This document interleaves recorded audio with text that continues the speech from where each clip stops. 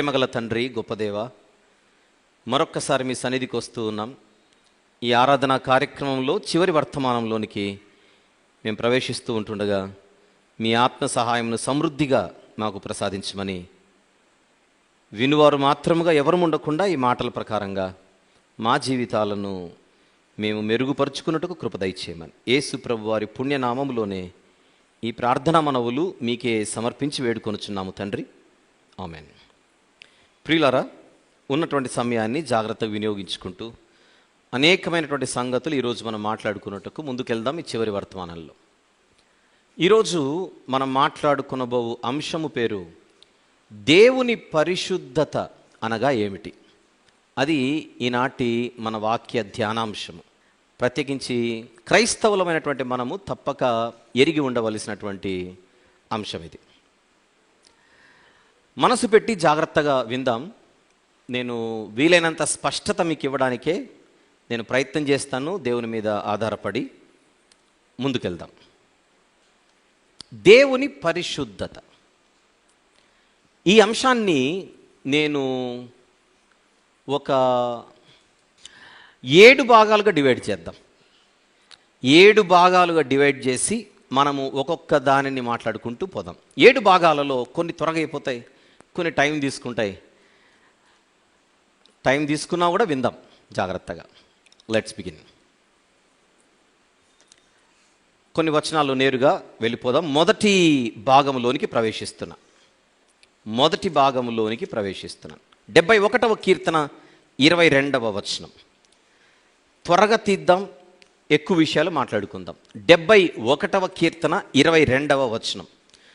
నా దేవా, నేను కూడా నీ సత్యమును బట్టి స్వరమండల వాద్యముతో నేను స్తుతించేదను. ఇశ్రాయేలు పరిశుద్ధ దేవా అనుంది. పరిశుద్ధ దేవా అండర్లైన్ చేద్దాం. చెప్పండి, దేవుడెవరు? పరిశుద్ధుడు. 78వ కీర్తన 41వ వచనం.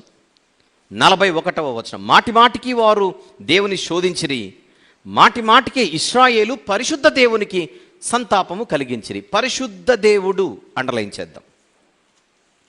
89వ కీర్తన 18వ వచనం చూద్దాం. 18.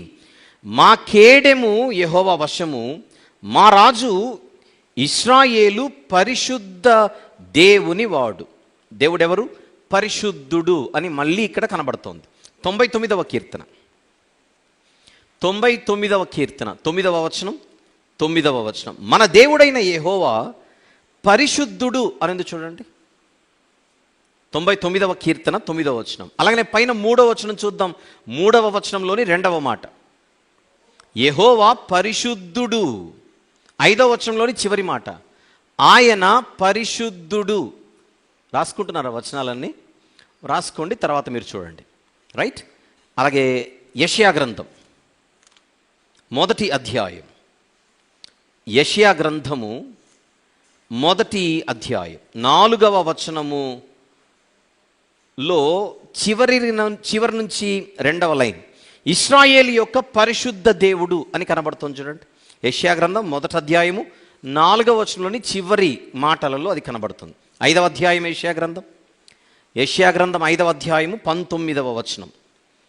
అందులో చివరి మాటలో ఉంటుంది, కింది భాగంలో సెకండ్ హాఫ్లో ఇశ్రాయేలు యొక్క పరిశుద్ధ దేవుడు అని కనబడుతుంది చూడండి.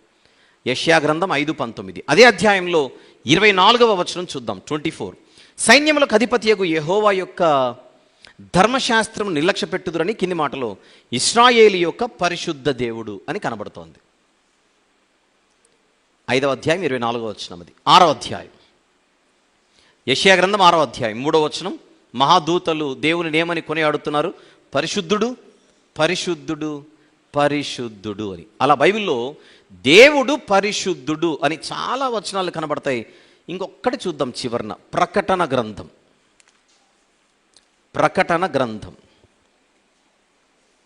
4వ అధ్యాయము 8వ వచనంలో కూడా దేవుడు పరిశుద్ధుడు పరిశుద్ధుడు పరిశుద్ధుడు అన్న వర్ణన ప్రకటన గ్రంథం 4వ అధ్యాయము 8వ వచనంలో మనకు కనబడుతుంది.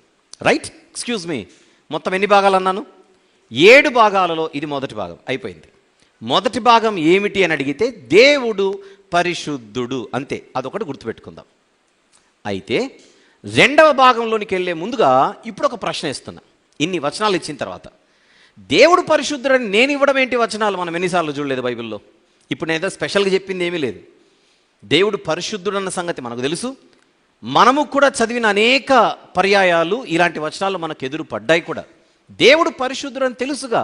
ఇప్పుడు నేను స్పెషల్గా దాన్ని మొదటి భాగం అని చూపించాల్సిన అవసరం ఏమొచ్చింది అని అడిగితే, దేవుడు పరిశుద్ధుడు కరెక్టే, కానీ ఆ పరిశుద్ధత అంటే ఏమిటి? అది ఇప్పుడు పాఠం, అది ఇప్పుడు అంశం. మన అంశం ఏమిటి? దేవుని పరిశుద్ధత అనగా ఏమిటి కదా. దేవుడు పరిశుద్ధుడని తెలుసు, కానీ ఆ పరిశుద్ధత అంటే ఏమిటి? అది ఇప్పుడు తెలియాలి. అది తెలియాలంటే ఏ దేవుణ్ణైతే మనం పరిశుద్ధుడు అని చదువుకుంటున్నామో ఆ దేవుడేమో అదృశ్యుడు, మన కంటికి కనిపించడు. కంటికి కనిపించని ఆ పరిశుద్ధుడైన దేవుడు ఎలాంటి పరిశుద్ధతలో ఉన్నాడు అనే సంగతి మన కళ్ళతో మనం చూడడం లేదు కనుక అది మనం గ్రహించడం అంత సులభమేమీ కాదు.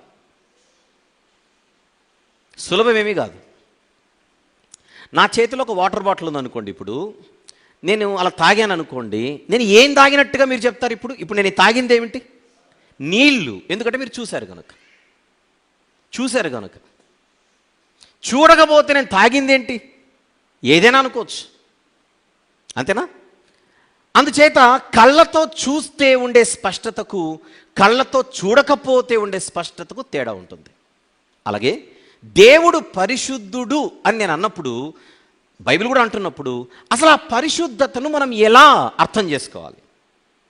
ఆ పరిశుద్ధత గురించి ఎలాంటి గ్రహింపు మనకు ఉండాలి, ఎలాంటి అవగాహన మనకు ఉండాలి అనేదే ఇప్పుడు అంశం. అయితే ప్రధానంగా ఆయన పరిశుద్ధుడనే విషయం ఒకసారి అందరూ నెమరు వేసుకున్నాం ఈ వచనాలను చూసి. ఇది మొదటి భాగం.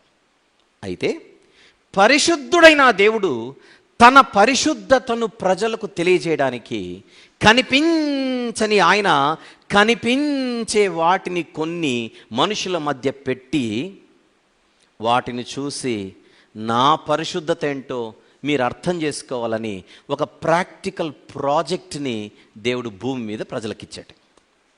ఐ రిపీట్, కనిపించని దేవుడు ఆయన పరిశుద్ధత ఏంటో మనం అర్థం చేసుకోవడానికి కనిపించే కొన్నిటిని ప్రజల మధ్య పెట్టి వాటిని ఆలోచిస్తే మీకు నా పరిశుద్ధత అర్థమవుతుంది అనే ఒక అద్భుతమైనటువంటి అవకాశం దేవుడు మనకిచ్చాడు. ఆ కనిపించే వాటిని కాసేపట్లో ఆలోచిద్దాం. ఇప్పుడు రెండో భాగంలోనికి వెళ్దాం. తర్వాత మూడో భాగం నుంచి అన్ని కనిపించే వాటిని మనం చూడబోతున్నాం. ఇప్పుడు రెండవ భాగంలో మరొక విషయాన్ని చూద్దాం. వాక్య పఠనంగా మనం చదువుకున్న కీర్తనల గ్రంథములోని 24వ కీర్తన.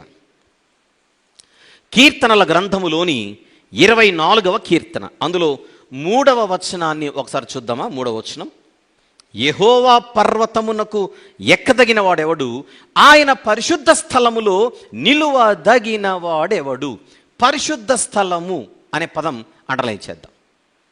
కీర్తనల గ్రంథములోని 24వ కీర్తనలో 3వ వచనంలో మనకు కనబడుతుంది ఒక మాట, పరిశుద్ధ స్థలం. ఆయన పరిశుద్ధ స్థలం, దేవుని పరిశుద్ధ స్థలం. అంటే దీని అర్థం ఏమిటి? దేవుడు పరిశుద్ధుడు, ఆయన ఉండే స్థలము కూడా పరిశుద్ధమైనది. కాసేపు ఈ స్థలాన్ని నేను పరలోకం అని పిలుస్తాను. మనం ప్రార్థన చేసేటప్పుడు ఏమని ప్రార్థన చేస్తాం?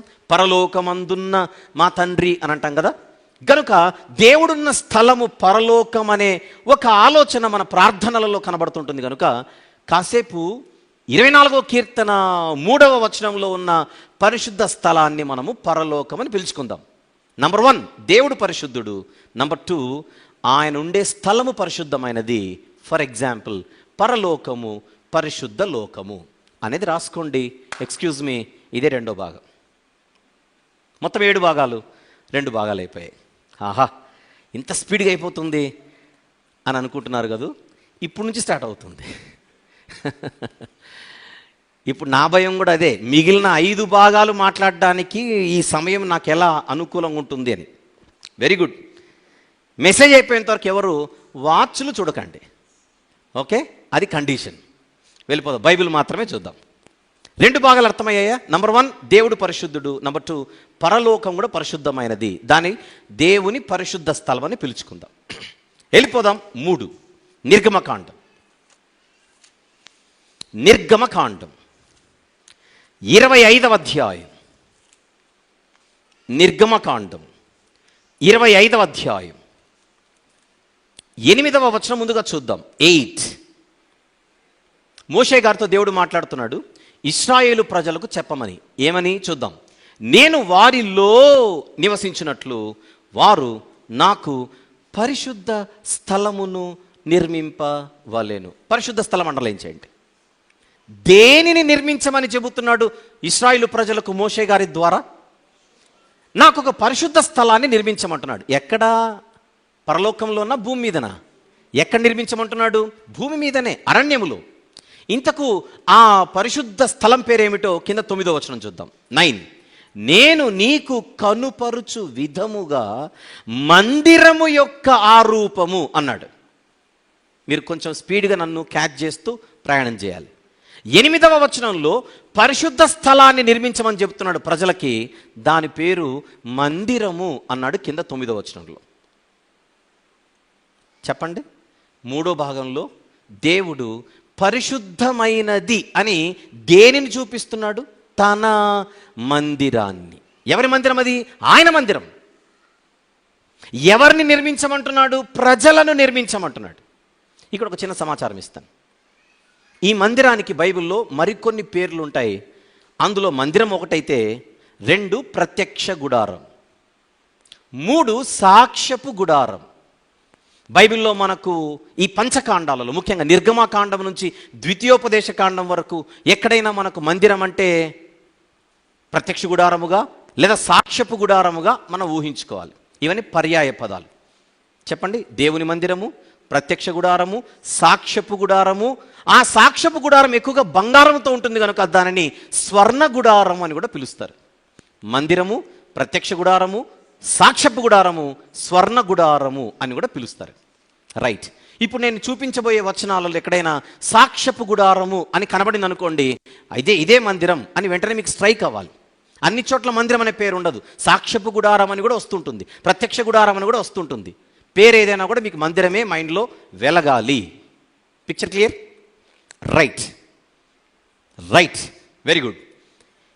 సో 25వ అధ్యాయంలో దేవుడు మందిరాన్ని నిర్మించమని చెబుతున్నాడు. బాగుంది. ఒక్కసారి 29వ అధ్యాయానికి వద్దాం. 29వ అధ్యాయము నిర్గమకాండం 44వ వచనము చూద్దాం. 44 నేను సాక్ష్యపు గుడారమును బలిపీఠమును పరిశుద్ధపరచెదను అన్నాడు. అందరూ చూస్తున్నారా? 44వ వచనం. అస్సలు మర్చిపోకండి. మన అంశం ఏమిటి? దేవుని పరిశుద్ధత అనగా ఏమిటి? కానీ కనిపించని దేవుడు, ఆయన పరిశుద్ధత ఎలా ఉంటుందో మనము చూడలేము కనుక ఆయనే కనబడే వాటిని కొన్ని ప్రజల మధ్య ఉంచి అది చూస్తే నా పరిశుద్ధత ఏంటో నీకు అవగాహన వస్తుంది, అర్థమవుతుందనే సూచనలు ఇస్తున్నాడు. ఇప్పుడు పరలోకము కనబడదు, రెండో భాగం. దేవుడు కనబడడు, మొదటి భాగం. కానీ దేవుడు పరిశుద్ధుడే, పరలోకం పరిశుద్ధమైనదే. కానీ కనిపించని ఆ దేవుడు ఎలాంటి పరిశుద్ధత కలిగి ఉంటాడో తెలియడానికి భూమి మీద ఇప్పుడు మనకు ఒక అద్భుతమైన ఆధారము సాక్ష్యపు గుడారం రూపంలో దొరుకుతోంది. అంటే కాసేపు మనము సాక్ష్యపు గుడారం అర్థం చేసుకునే ప్రయత్నం చేస్తే ఆహా పరిశుద్ధత అంటే ఇదన్నమాట అనే ఒక క్లూ ఇప్పుడు మనకు దొరుకుతుంది. కారణం నిర్గమకాండం 29:44లో ఆయన అంటున్నమాట, నేను సాక్ష్యపు గుడారమును బలిపీఠమును ఏం చేస్తాను? పరిశుద్ధపరచేదను. అసలు పరిశుద్ధపరచడం అంటే ఏమిటి? పరిశుద్ధత అంటే ఏమిటి? ఇది తెలియాలంటే ముందుగా సాక్ష్యపు గుడారము ప్రజల మధ్య ఏ స్థితిలో ఉండేదో ఒక సమాచారం మీకు అందించాలి. తెలిసినా వినండి, తెలియకపోతే నేర్చుకుందాం. దేవుడు ఏ ప్రత్యక్ష గుడారాన్నైతే, ఏ సాక్ష్యపు గుడారాన్నైతే ఇశ్రాయేలు ప్రజలు నిర్మించమని చెప్పాడు, వారందరూ అరణ్య యాత్రలో ఉన్నారు. కనాను దేశానికి వాళ్ళు ప్రయాణంలో ఉన్నారు. ఆ ప్రయాణం మార్గమధ్యంలో అరణ్యములో ఎక్కడైనా వాళ్ళు ప్రయాణాన్ని ఆపివేసి బస చెయ్యాలంటే, ఒక చోట వాళ్ళు ఆగాలంటే ఆగిన వారు ఎలా పడితే అలా అక్కడ వాళ్ళు బస చేయడానికి వీల్లేదు. దేవుడే బస చేయడానికి కూడా ఒక నమూనా, బస చేయడానికి కూడా ఒక ప్యాటర్న్ వారికి ఇచ్చాడు. వాళ్ళు మొత్తం 12 గోత్రాల వారు. ఈ 12 గోత్రాల వారు 3 గోత్రాలుగా నలుదిక్కుల చెదిరిపోవడం అంటే డివైడ్ అయిపోవాలి. తూర్పు, పడమర, దక్షిణ, ఉత్తరం. తూర్పున 3 గోత్రాలు, పడమరన 3 గోత్రాలు, 12 గోత్రాల్లో. దక్షిణాన 3 గోత్రాలు, ఉత్తరాన 3 గోత్రాలు. అలా మూడు గోత్రాలుగా అందరూ డివైడ్ అయిపోయి, ఆ డివైడ్ అయిపోయిన వారి మధ్యలో నా మందిరం ఉండాలి. బస చేసినప్పుడు నా మందిరం ప్రజల మధ్యలో ఉండాలి అని చెప్పాడు. మధ్యలో ఉండడం అనే సబ్జెక్ట్ ఇప్పుడు కాదు కనుక మధ్య అనే పదాన్ని తీసుకోవట్లేదు. ఇప్పుడు మనం మాట్లాడుకోవాల్సిన మరొక పాయింట్ ఉంది. ఆ మధ్యలో నా ప్రత్యక్ష గుడారం, నా మందిరం ఉండాలి అన్నాడు. ఈ మందిరాన్ని ఏమని పిలిచాడు? నిర్గమాకాండం 25:8 పరిశుద్ధ స్థలం అన్నాడు, మర్చిపోకండి. Very good. ఆ మందిరానికి ఒక పెద్ద ఆవరణం ఉండాలి. ఆవరణం, కాంపౌండ్ అనుకుందాం. ఆ ఆవరణము చుట్టూ పెద్ద ప్రహారీ ఉండాలి, తెలుపు రంగులో. ఒకసారి ఊహించుకోండి ఇదంతా. మందిరం, ప్రాంగణం, ప్రహారీ. ఇది మందిరం యొక్క రూపం. అయితే ఈ మందిరానికి వేరుగా ప్రజలు ఉండాలి. ఆ ప్రజలు దీనికి తగులుతూ ఉండకూడదు. ఈ మందిరము ప్రజలకు కనెక్ట్ అయి ఉండకూడదు. ప్రజల మధ్య ఉంది, ప్రజలకు వేరుగా ఉంది. ప్రజల మధ్య ఉంది, ప్రజలకు వేరుగా ఉంది. వేరుగా ఉంది. మూడోసారి వేరుగా ఉంది. ప్రజలకు అంటే లోకానికి, ప్రజలకు అంటే లోకానికి దేవుడు చెబుతున్న నమూనా, చెబుతున్న ఒక అద్భుతమైన పాఠం. పరిశుద్ధత అంటే లోకానికి వేరుగా ఉండుట. ఇది మొదటి నిర్వచనం. ఈరోజు మెసేజ్ అయిపోయేంత వరకు ఈ మొదటి నిర్వచనాన్ని అందరూ గుర్తుపెట్టుకోవాలి. పరిశుద్ధత అనగా ఏమిటి అనే దానికి దేవుడు ఒక క్లూ ఇస్తున్నాడు. ఇప్పుడు దేనిని చూపించి? తన మందిరాన్ని చూపించి. ఎక్కడ ఉంచమన్నాడు? అది ప్రజల మధ్యనే ఉంటుంది కానీ ప్రజలకు వేరుగా ఉంటుంది. అంటే అర్థం ఏంటి? లోకము మధ్యలోనే ఉంటుంది, లోకములోనే ఉంటుంది, కానీ అది లోకానికి కనెక్ట్ అయి ఉండదు, లోకానికి వేరుగా ఉంటుంది. పరిశుద్ధతకు ఇది మొదటి నిర్వచనం. అంతా గుర్తుపెట్టుకోలేకపోయినా వేరుగా ఉండుట అనే పదాన్ని మాత్రం గుర్తుపెట్టుకోండి. సింపుల్గా చెప్పండి, పరిశుద్ధత అంటే ఏమిటి? ఒక మాటలో చెప్పండి. వేరుగా ఉండుట, వేరుగా ఉండుట, వేరుగా ఉండుట. దేనికి వేరుగా ఉండుట? లోకానికి వేరుగా ఉండుట. లోకానికి వేరుగా ఉండటం అంటే లోకంలో ఏమున్నది? పాపం ఉన్నది. లోకానికి వేరుగా ఉండట అనగా పాపానికి వేరుగా ఉండుట. ఈ లోకం మర్చిపోండి, ఇక పాపం గురించి చెప్పండి. ఇక చెప్పండి, పరిశుద్ధత అంటే అర్థం ఏంటి? పాపానికి వేరుగా ఉండుట. పాపాన్ని చీకటితో పోలుస్తుంది బైబిల్.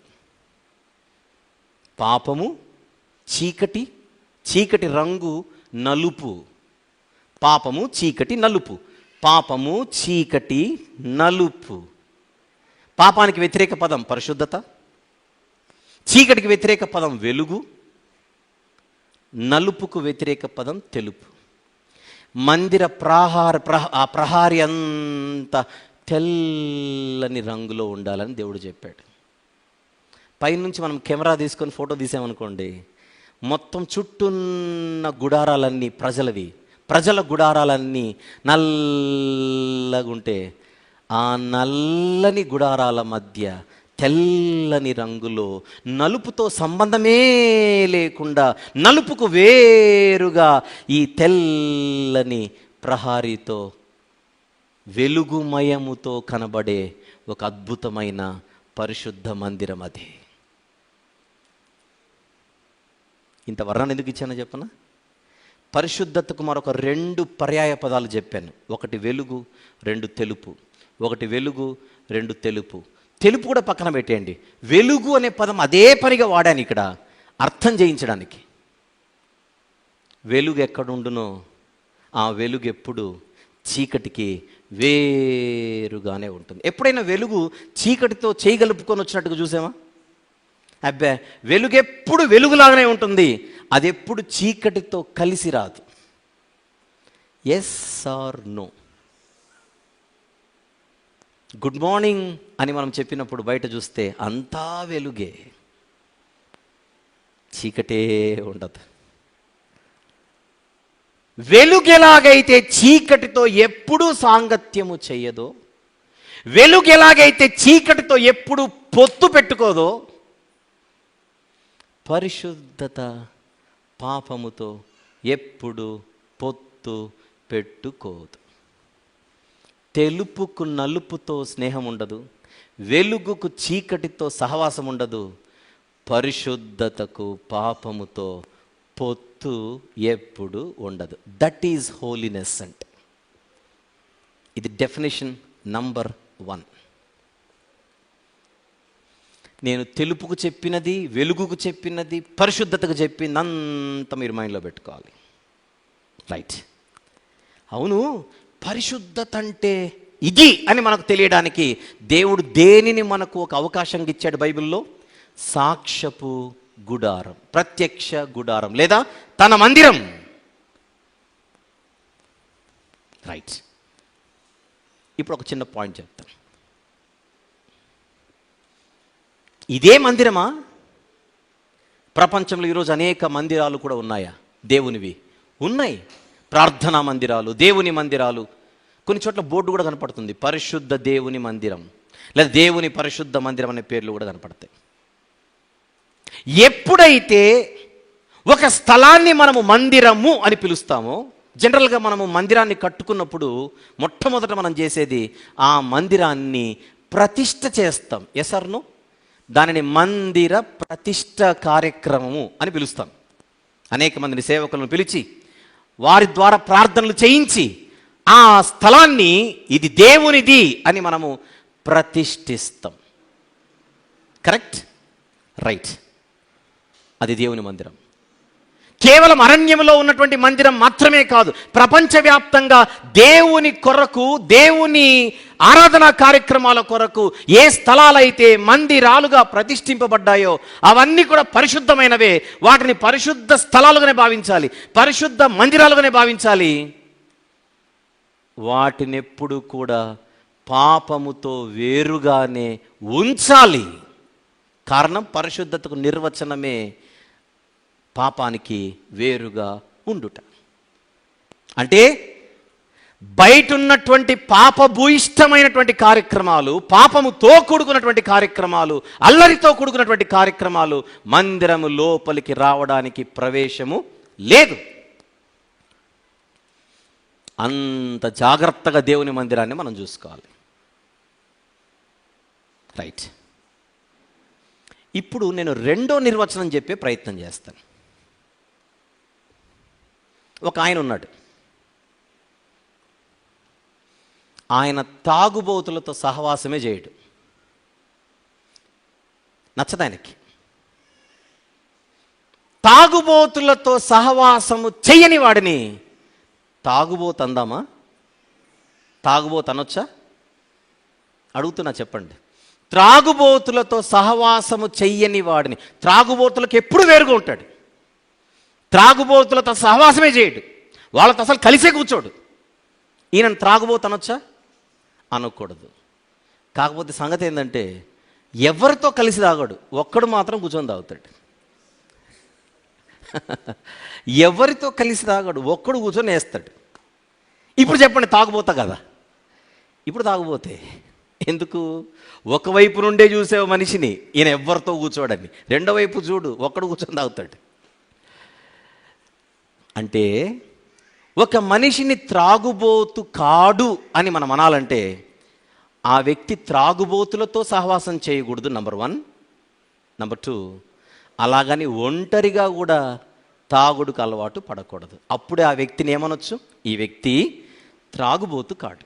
ఇది మీకు అర్థమైతే, ఒకరిని మనము పరిశుద్ధుడు అనాలంటే ఆ వ్యక్తి 10 మందితో కలిసి పాపము చేయకూడదు. అది నంబర్ 1. నంబర్ 2, ఎవరు లేకపోయినా వ్యక్తిగతంగా ఒంటరిగా ఉన్నప్పుడు కూడా ఆ వ్యక్తి ఏం చేయకూడదు? పాపం చేయకూడదు. అప్పుడు ఆ వ్యక్తి ఏమవుతాడు? పరిశుద్ధుడు. ఇప్పుడు దేవునికి అప్లై చేయండి.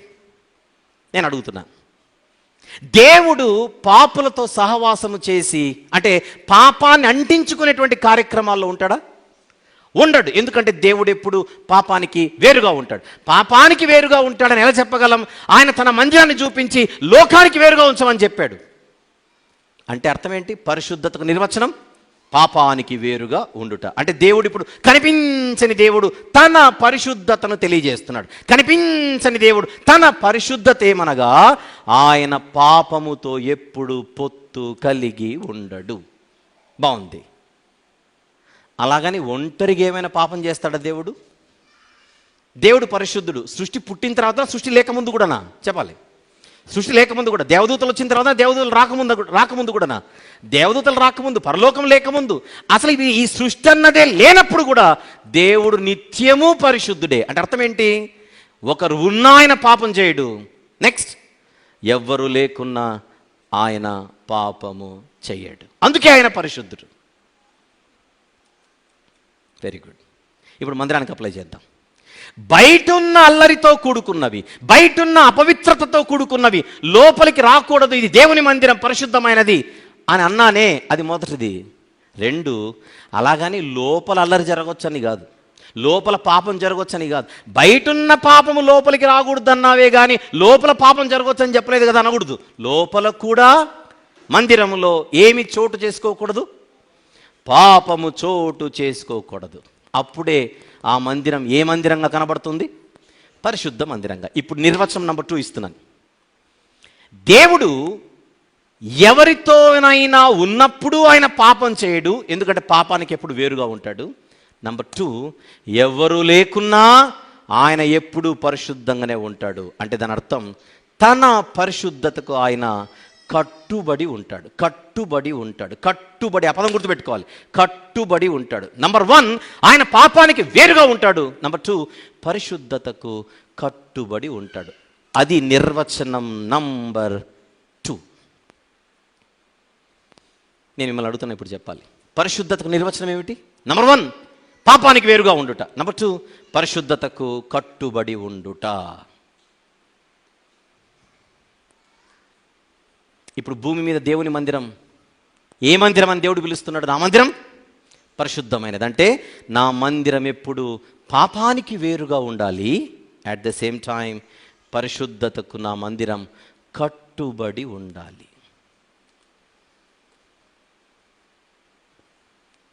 అప్పుడే అది పరిశుద్ధ మందిరం.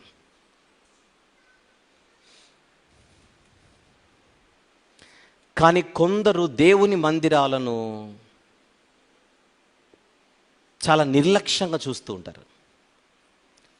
బయట దేశాలలో మీరు నమ్మరు, మందిరానికి వచ్చేటప్పుడు మందు తెచ్చుకుంటారట. అక్కడ పాస్టర్ గారు వాక్యం చెప్తుంటే వీళ్ళు మందు తాగుతూ వింటుంటారు. మందిరంలో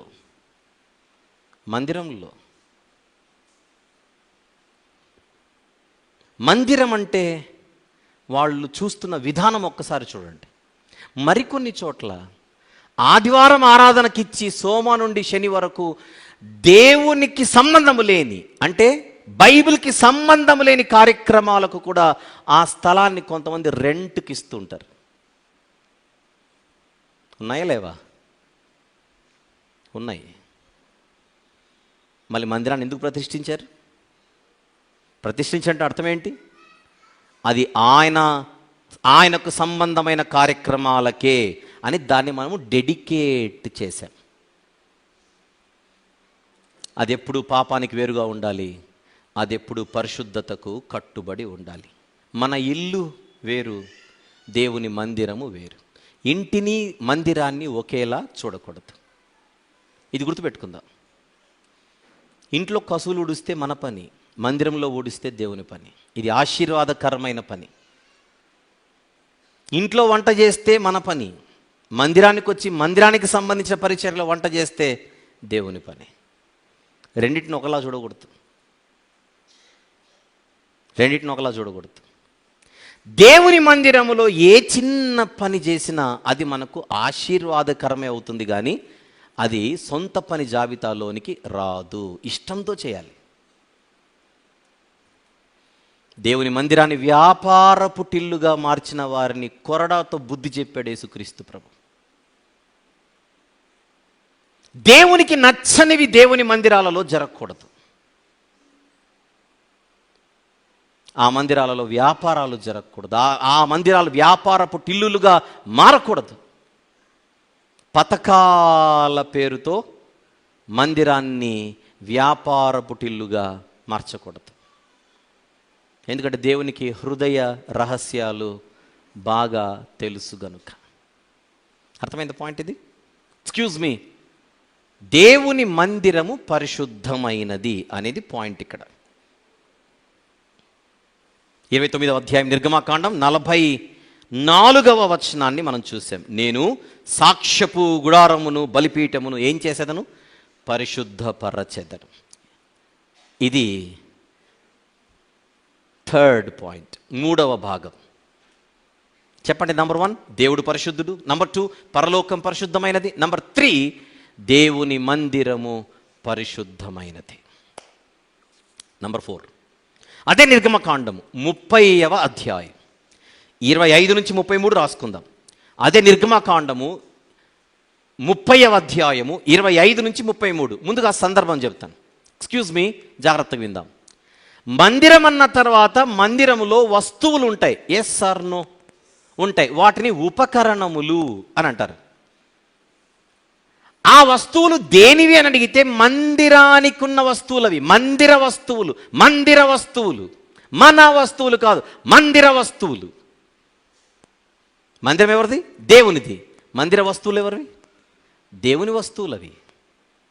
ఇప్పుడు దేవుడు మందిరాన్ని పరిశుద్ధపరచమని పరుస్తానని చెప్పిన దేవుడు మందిరంలో ఉండే వస్తువులను కూడా దేవుడు పరిశుద్ధపరచడానికి వాటిని ప్రతిష్ఠించమని చెబుతున్నాడు. దేనితో? ఒక తైలముతో. ఆ తైలం పేరు అభిషేక తైలం. ఆ అభిషేక తైలముతో ప్రతిష్ఠించమని చెబుతున్నాడు కనుక దీనిని ప్రతిష్టాభిషేక తైలము అని అంటారు. ఆ తైలం గురించి సమాచారం ఏంటో చెప్పనా? మనందరి ఇళ్ళల్లో నూనెలు ఉంటాయి. కొబ్బరి నూనె తీసుకుందాం ఎగ్జాంపుల్గా. మా ఇంట్లో కొబ్బరి నూనె ఉంటుంది, మీ ఇంట్లో కొబ్బరి నూనె ఉంటుంది, అందరి ఇళ్ళలో కొబ్బరి నూనె ఉంటుంది. కానీ ఇక్కడ తైలం ఏదైతే ఉందో అది ఎవరిళ్ళల్లో ఉండకూడదని దేవుడు స్ట్రిక్ట్గా ఆజ్ఞాపించాడు. ఈ ప్రతిష్టాభిషేకము తైలం ఏదైతే ఉంటుందో దాని నమూనాతో ఏది కూడా ఎవరిళ్ళల్లో ఉండడానికి వీల్లేదు. అది కేవలము ప్రతిష్ఠించడానికి మాత్రమే వాడాల్సినటువంటి తైలము అని ఆ తైలాన్ని ఎలా చేయాలో కూడా చెప్పాడు. ఆ పద్ధతిలో ఏ తైలమును ఎవరు చేసుకోకూడదని కూడా చెప్పాడు. ఇప్పుడు చూద్దాం 25వ వచనం నుండి. నిర్గమకాండం 30వ అధ్యాయం 25 నుంచి. వాటిని ప్రతిష్టాభిషేక తైలము అనగా సుగంధ ద్రవ్యమేళకుని పని అయిన పరిమళ సంభారముగా చేయవలెను. అది ప్రతిష్టాభిషేక తైలమగును. ఆ తైలముతో నీవు సాక్ష్యపు గుడారమును ఏం చేయమంటున్నాడు చూడండి. సాక్ష్యపు గుడారమును, సాక్ష్యపు మందసమును, బల్లను, దాని ఉపకరణములన్నిటినీ అంటే వస్తువులను, దీపవృక్షమును దాని ఉపకరణములను, ధూపవేదికను, దహన బలిపీఠమును దాని ఉపకరణములన్నిటినీ, గంగాళమును దాని పీటను అభిషేకించి అవి అతి పరిశుద్ధమైనవిగా ఉండినట్లు వాటిని ప్రతిష్ఠింపవలెను. వాటిని తగులు ప్రతి వస్తువు ప్రతిష్ఠితమగును. అంటే కేవలం నా మందిరం మాత్రమే కాదు నాకు ప్రతిష్ఠితమైనది. ఆ మందిరంలోని వస్తువులన్నీ కూడా నావే. వాటిని నా పని కొరకు ప్రతిష్ఠించాలి అన్నాడు. ఎక్స్క్యూజ్ మీ, ప్రతిష్ఠపరిస్తే ఏమవుతాయి? అవి పరిశుద్ధపరచబడతాయి. పరిశుద్ధపరచబడడం అంటే నిర్వచనాలు 2. 1 వేరుగా ఉండాలి, 2 కట్టుబడి ఉండాలి. ఆ 2 మర్చిపోకూడదు అయిపోయేంత వరకు.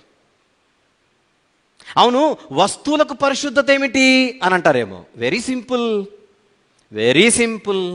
ఇప్పుడే ఒక కొత్త ల్యాప్టాప్ గురించి మనం ప్రార్థన చేసుకున్నాం.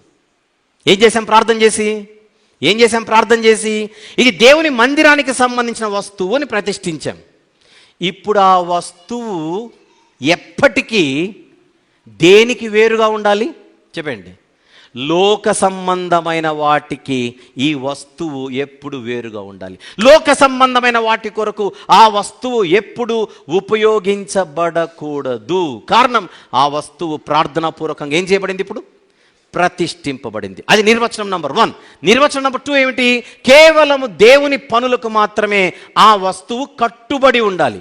వాటికి వేరుగా ఉండాలి, దీనికి కట్టుబడి ఉండాలి. వాటికి వేరుగా ఉండాలి, దీనికి కట్టుబడి ఉండాలంటే వాటిని ఉపయోగించే వ్యక్తులు ఎవరైతే ఉన్నారో పాపానికి సంబంధించినవేవి అందులో రాకుండా, పాపభూయిష్టమైన వాటి కొరకు అవి వాడబడకుండా, పరిశుద్ధుడైన దేవుని పనుల కొరకు మాత్రమే అది వాడబడేలా జాగ్రత్తలు తీసుకోవాలి. అది ల్యాప్టాప్ గురించి. ల్యాప్టాప్కు వర్తించే సూత్రం సౌండ్ సిస్టమ్కి వర్తించదు, మైకులకు వర్తించదు. చెప్పండి. అంటే ఇది మందిరానిది అని ఏ వస్తువులనైతే మనము మందిరం కొరకు మనము కేటాయిస్తామో అవెప్పుడు కూడా దేవునికి సంబంధించిన వాటికే ఉపయోగించబడాలి. కానీ దేవుని పనులకు సంబంధం లేని వాటికి పొరపాటున కూడా అవి ఉపయోగించబడకూడదు.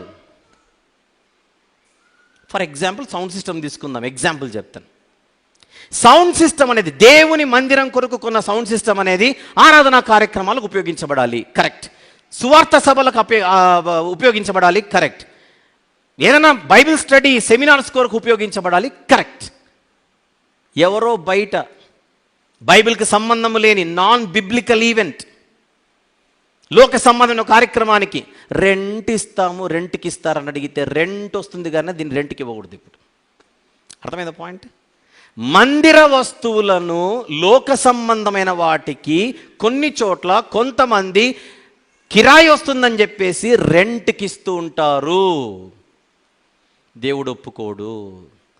ఆ వచ్చే డబ్బు శాపభరితమైనది. అది మనకు దీవెనకరంగా ఉండదు, శాపంగా మారిపోతుంది. అర్థమైందా పాయింట్? మందిరము దేవుని కొరకే కట్టుబడి ఉండాలి, మందిర వస్తువులు కూడా దేవుని పనుల కొరకే కట్టుబడి ఉండాలి. డబ్బు కొరకు కకృతి పడకూడదు. కానుకలు వస్తాయి, మందిర కానుకలు. బ్యాంకులో వేస్తే బ్యాంక్ ఇంట్రెస్ట్ ఇస్తుంది, అది ధర్మబద్ధమైంది. బ్యాంకులో ఎందుకు వేస్తాం మనము? సేఫ్గా ఉంటుందని, అంతే. సంవత్సరానికి ఇంత అని ఇంట్రెస్ట్ ఇస్తాడు, అది ధర్మం. అది తీసుకొని వచ్చి ఎలాగూ ఇంట్రెస్ట్ తీసుకుంటున్నాం కదా బ్యాంకు నుంచి అని చెప్పేసి ఈ సొమ్మును తీసుకొని వడ్డీలకు తిప్పుతానంటే కుదరదు. మనం పర్సనల్గా వడ్డీలకు తిప్పకూడదు. ఇది అలా తిప్పే మందిరాలు కొన్ని ఉన్నాయి. దేవుని మందిర కానుకలను సంఘంలో ఉన్నోళ్ళకే వడ్డీకిచ్చి సంవత్సరం రోజులు టైం పెట్టి వాళ్ళు కట్టకపోతే వాళ్ళ ఇంటికి వెళ్ళి బండి తెచ్చుకునే మందిరాలు కూడా ఉన్నాయి. ఏమీ అని అడిగితే బ్యాంక్ దగ్గర తీసుకోవట్లా నువ్వు వడ్డీ, ఈయన దగ్గర తీసుకుంటే తప్పేంటి? ఈయన దగ్గర తీసుకునే వడ్డీకి బ్యాంక్ ఇచ్చే వడ్డీకి తేడా లేదు. అది ధర్మం, ఇది అధర్మం. ఎప్పుడైతే మనం వడ్డీలకు ఇవి ఇస్తామో ప్రేమలు దెబ్బతింటాయి, ఐక్యతలు దెబ్బతింటాయి, ఇబ్బందులు వస్తాయి. ధనము ఎప్పటికైనా ప్రమాదమే. దీన్ని లింక్ వేయకూడదు. దేన్ని లింక్ వేయకూడదు? బ్యాంక్ దగ్గర తీసుకోవట్లా అనే దాన్ని తీసుకొని వచ్చి నేను ఈయన దగ్గర తీసుకుంటే తప్పేంటి? లింక్ పెట్టకూడదు. డబ్బును జాగ్రత్తగానే వాడాలి, వివేకంగా. ఎలా పడితే అలా వాడితే చాలా ప్రమాదం. అంటే ఒక రకంగా చెప్పాలంటే డబ్బు అనేది కరెంటు లాంటిది, స్విచ్ బోర్డు లాంటిది. ప్లగ్ పెడితే మనం అందరినీ చూస్తాం, వేలు పెడితే అందరూ మనల్ని చూస్తారు. అంతే తేడా. ప్లగ్ పెడదాం జ్ఞానం, వేలొద్దు. డబ్బు కూడా అదే. దాన్ని వాడుకోవాల్సిన పద్ధతిలోనే వాడుకోవాలి. రివర్స్లో వాడుకున్నంటే ప్రమాదం. ఇక అది ఎప్పటికైనా షాక్ కొట్టక తప్పదు. చెప్పండి. మందిరము దేవునిదే, పరిశుద్ధమైనది, ప్రతిష్ఠితమైనది. మందిరంలో ఉన్న వస్తువులు కూడా ప్రతిష్ఠితమైనవి. ఇప్పుడు ఒక పాయింట్ చెప్తాను. మందిరం కట్టేటప్పుడు సంఘంలో ఉన్న వాళ్ళు తలా ఒక చెయ్యి వేస్తారు. అంటే వాళ్ళు ఒక 10 రూపాయలు, వీళ్ళు ఒక 20 రూపాయలు, వాళ్ళు ఒక 100 రూపాయలు ఇస్తారు. అందరు వేస్తేనే మందిర నిర్మాణం అవుతుంది. మందిర నిర్మాణం జరిగిన తర్వాత ప్రతిష్ఠిస్తాం. ప్రతిష్ఠించినప్పుడే మ్యాటర్ అందరికి అర్థం కావాలి, ఇది మాది కాదండి. 10 రూపాయలు ఇచ్చిన ఆయన కూడా అలానే అనుకోవాలి, 1000 రూపాయలు ఇచ్చిన ఆయన కూడా అలానే అనుకోవాలి. మందిరము దేవునికి ప్రతిష్ఠింపబడిన తర్వాత 10 రూపాయలు ఇచ్చిన వాడైనా 1,00,000 రూపాయలు ఇచ్చిన వాడైనా ఒకటే ఆలోచన కలిగి ఉండాలి, ఇది దేవునిది అని. పొర్రపాటున కూడా నాది అని అనుకోకూడదు. నేను 1,00,000 ఇచ్చాగా, నేను 1,000 ఇచ్చాగా, నేను 10,000 ఇచ్చాను. కానీ ఒక ఆయన 10,000 ఇచ్చి ఆ గోడలో ఉండే 4 ఇటుకలు తీసుకొని పోతాన్నాడు, మధ్యలో కుదరదు. అలాగే కొంతమంది వస్తువులు కొనిస్తుంటారు. ఈరోజు మనకు కుటుంబం కొనిచ్చినట్టుగా ఒక కెమెరా ఒకరు, ఎగ్జాంపుల్ చెప్తున్నా, కుర్చీలు ఒకరు, కొంతమంది ఫ్యాన్లు కొనిస్తారు. చూడండి, అప్పుడప్పుడు మనకు మందిరాల్లో ఫ్యాన్లు కొనిచ్చిన వాళ్ళు, కుర్చీలు కొనిచ్చిన వాళ్ళ పేర్లు కూడా కనపడుతుంటాయి. పేర్లు రాసుకోకపోతేనే బాగుంటుంది, కానీ కొంతమంది రాస్తారు. సరే, వస్తువులు కొనిచ్చిన వాళ్ళు కూడా ఏమని ఫిక్స్ అయిపోవాలి, అది దేవునిది అని. ఇప్పుడు ఇక్కడ కుర్చీలు ఎవరో కొనిచ్చారనుకోండి, లేదా ఈ పోడియం ఎవరో కొనిచ్చారనుకోండి, ఆ కెమెరా ఎవరో కొనిచ్చారనుకోండి, ఆ మిక్సర్ ఎవరో కొనిచ్చారనుకోండి, అది చూసినప్పుడు అంతా నేను కదా కొనిచ్చింది అన్న చూపు ఉండకూడదు. ఆ కళ్ళజోడు పక్కన పెట్టేయాలి. ఇక కారణమా వస్తువు మనది కాదు, అది దేవునిది. అర్థమైంది పాయింట్? ఎవ్వరికీ ఆయన మందిరంపై, ఎవ్వరికీ ఆయన మందిర వస్తువులపై హక్కు ఉండదుగాక ఉండదు, అవి దేవునివి. మందిరము దేవుని పనులకే వాడబడాలి, పాపానికి వేరుగా ఉండాలి. మందిర వస్తువులు దేవుని పనులకే వాడబడాలి, పాప కార్యక్రమాలకు దూరంగా ఉండాలి. కారణం, పరిశుద్ధతకు 2 నిర్వచనాలు: వేరుగా ఉండుట, నెంబర్ 2 కట్టుబడి ఉండుట. ఇది 4వ భాగం. ఇది 4. చెప్పండి. నెంబర్ 1 దేవుడు పరిశుద్ధుడు. నెంబర్ 2 పరలోకం పరిశుద్ధమైనది. నెంబర్ 3 దేవుని మందిరం భూమి మీద పరిశుద్ధమైనది. నెంబర్ 4 ఆ మందిర వస్తువులు కూడా పరిశుద్ధమైనవి. 5 ఏంటో చూద్దాం. ఆదికాండం, కొంచెం స్పీడ్గా, 2వ అధ్యాయం. ఆదికాండం 2వ అధ్యాయం 2-3 వచనములు చూద్దాం. 2-3 వచనములు చూద్దాం. దేవుడు తాను చేసిన తన పని 7వ దినములోగా సంపూర్తి చేసి, తాను చేసిన తన పని అంతటి, నొక్కుతున్న పని ఎందుకు నొక్కుతున్నాడో మీరు ఫస్ట్ క్లిక్ అవ్వాలి. ఏదో చెప్పబోతున్నాడు రా అని. అన్ని పదాలు ఉండగా పనిని ఎందుకు నొక్కుతున్నాను, ఏదో నాకు పని ఉంది కనుక, రైటా?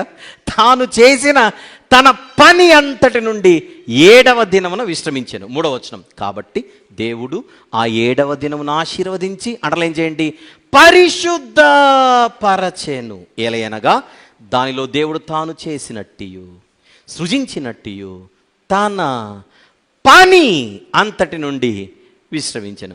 పని అని ఉన్న చోటంతా అండర్లైన్ చేయండి. పరిశుద్ధపరిచెను అనే పదం కూడా అండర్లైన్ చేయండి. చెప్పండి, ఏ దినాన్ని పరిశుద్ధపరిచాడు దేవుడు? 7వ దినం. 6 దినములు ఏం చేశాడు దేవుడు? పని, సృష్టి పని. అంటే చరిత్రలో మొట్టమొదటి పనివంతుడు ఎవరు? దేవుడే. మనిషి పుట్టక ముందు ఆయన పనిలో ఉన్నాడు. Very good. పని చేయడానికి దేవుడు ఒక ప్యాటర్న్ ఆయనే ఇస్తున్నాడు. ఏమిటది? 6 దినాలే వర్కింగ్ డేస్. వారానికి 7 రోజులు, అందులో 6 దినాలు వర్కింగ్ డేస్, ఒక దినము రెస్టింగ్ డే, విశ్రాంతి దినము. అందులో నువ్వు పనికి ఆ దినాన్ని కేటాయించకూడదు అని పరోక్షంగా ఒక సంకేతాన్ని ఇక్కడిచ్చి, నిర్గమకాండం అనే 2వ పుస్తకంలో 10 ఆజ్ఞలు ఇస్తూ ఇదే విషయాన్ని అక్కడ వివరించాడు. చూద్దాం. 20వ అధ్యాయం నిర్గమకాండం. పక్క పుస్తకమే కనుక స్పీడ్కి వెళ్ళిపోదాం. నిర్గమకాండము 20వ అధ్యాయము 8 నుండి 11 వచనములు.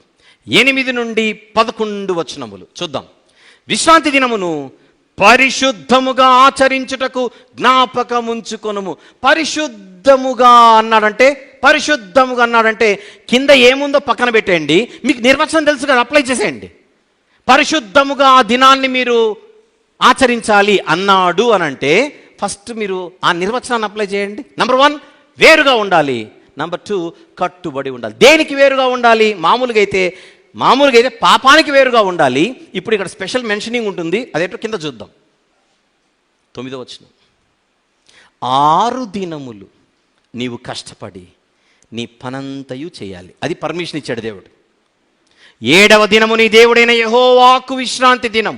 దానిలో నీవైనను, నీ కుమారుడైనను, నీ కుమార్తెైనను, నీ దాసుడైనను, నీ దాసి అయినను, నీ పశువైనను, నీ ఇండ్లలోనున్న పరదేశి అయినను ఏ పని చెయ్యకూడదు. 6 దినములలో యెహోవా ఆకాశమును భూమియు సముద్రమును వాటిలోనున్న సమస్తమును సృజించి 7వ దినమున విశ్రమించెను. అందుచేత యెహోవా విశ్రాంతి దినమును ఆశీర్వదించి దానిని పరిశుద్ధపరిచాడు. అంటే ఏదో మెసేజ్ చెప్తున్నాడు ఆయన. నేను ఎలాగైతే 6 దినములు పనిచేసి 7వ దినాన విశ్రమించానో మీరు కూడా 6 దినాలే పని చేయాలి. 6 దినాలే మీ రెగ్యులర్ ఆర్డినరీ యాక్టివిటీస్ ఉంటాయే, దైనందిన కార్యక్రమాలు ఉంటాయే, వ్యాపారం చేయడం, ఉద్యోగం చేయడం, పొలం పనికి వెళ్ళడం, ఇవన్నీ ఏవైతే ఉంటాయో వాటికి దేవుడిచ్చిన పర్మిషన్ 6 దినాలే. ఒక్క దినం ఆ ఆర్డినరీ యాక్టివిటీస్లో మీరు ఉండకూడదు. మళ్ళీ ఏం చేయాలి ప్రభువా? లేవియాకాండం 23వ అధ్యాయం.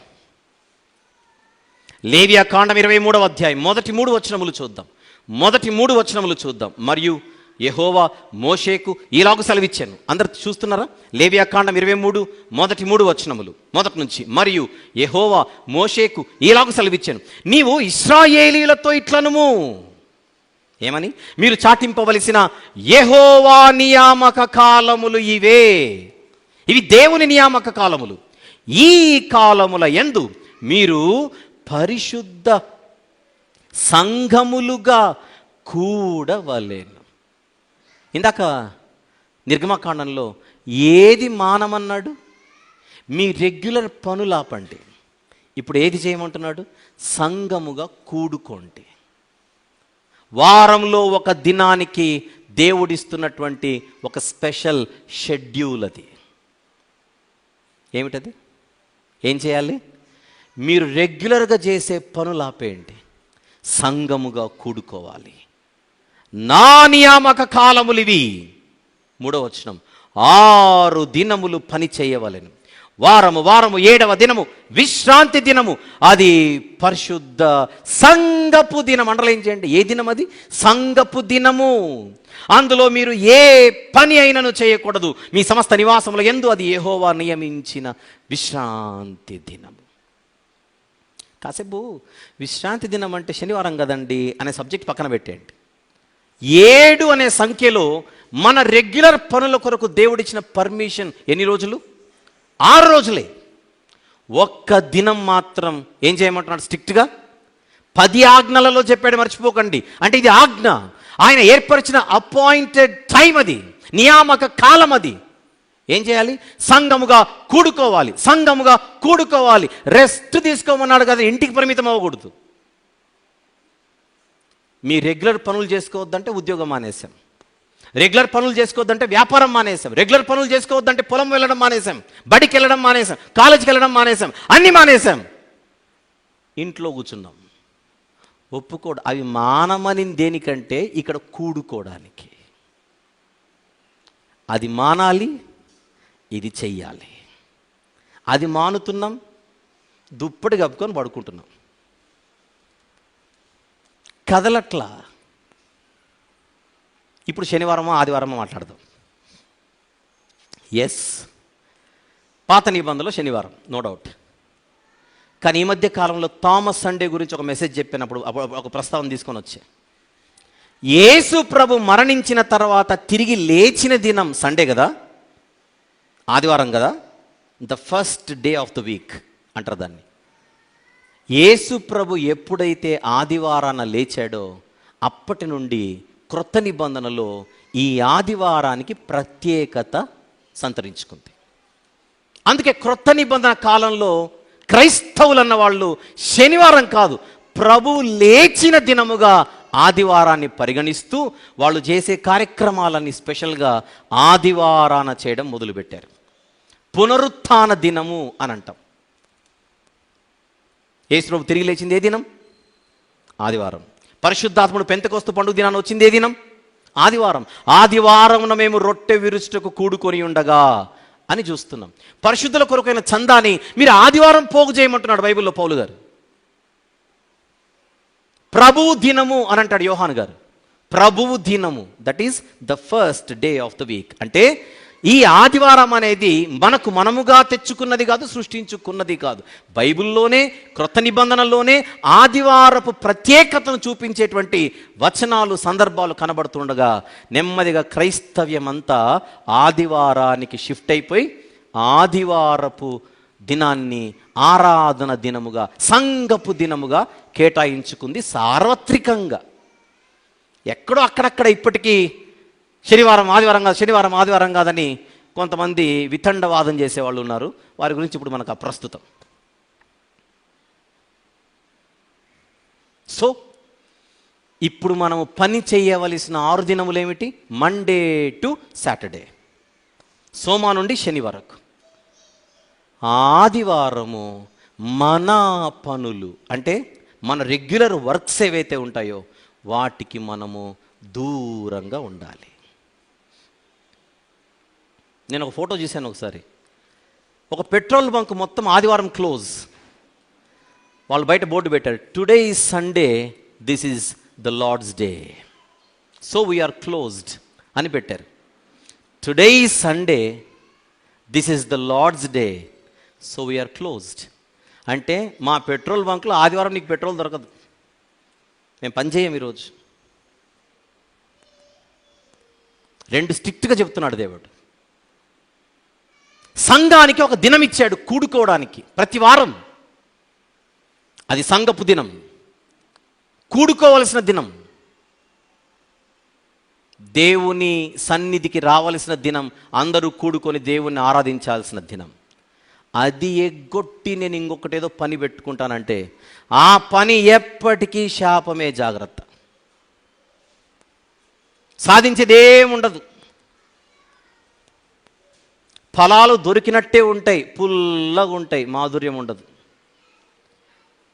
దేవుని సన్నిధికి రావలసిన సమయంలో ఏదో సాధించాలని మనం ఏవైనా పనులు పెట్టుకుంటే ఆ పనులు ఎప్పటికీ మనకు దీవెనకరమైనవి కావు. కొన్ని ఎక్సెప్షనల్ కేసులు ఉంటాయి, అవి అప్లై చేయకూడదు. యాక్సిడెంట్ అయింది మనోళ్ళకి పాపం రోడ్డు మీద, ఆదివారం ఆసుపత్రికి వెళ్ళకూడదు అనకూడదు, తీసుకొని వెళ్ళాలి. అవి ఎక్సెప్షనల్ కేసులు. అంటే ఎక్సెప్షనల్ కేసులు తీసుకొని వచ్చి ఆర్డినరీ కార్యక్రమాలకు అప్లై చేసి మనం పంచాయతీ పెట్టకూడదు. మనకు విషయం తెలుసు, ఏదో అడగాలంటే అడుగుతాం అంతే. ఇంకా అందుకే పదే పదే పదే పదే పలుమార్లు ఇక్కడ నుంచి చెప్పబడుతూ ఉంటుంది ఒక విషయం. ఆదివారం పనులేం పెట్టుకోకండి, ఆదివారం ప్రోగ్రాంలు ఏం పెట్టుకోకండి, ఆదివారం ఏ సొంత కార్యక్రమాలు పెట్టుకోకండి. ఎలా ఉంటుందంటే ఇక లెక్కలు, ఫర్ ఎగ్జాంపుల్ ఉదయము మనకు ఆరాధన ఉంది, సాయంత్రం ఆరాధన లేదనుకోండి, మనం సాయంత్రం పెట్టుకోవచ్చు కదా అంటే నేను అంటాను పెట్టుకోవచ్చు, బాగానే ఉంది. సాయంత్రం ప్రోగ్రాం ఉంది కదా అని ఉదయం కూడా ఎగ్గొడితే పనులు ఉన్నాయని. ఇప్పుడు ప్రోగ్రామ్ సాయంత్రం ఉంది కనుక నేను ఉదయం ఆరాధన కనుక సాయంత్రం నేను ప్రోగ్రాం పెట్టుకున్నాను, తప్పేంటి అని అంటే తప్పేం కాదు.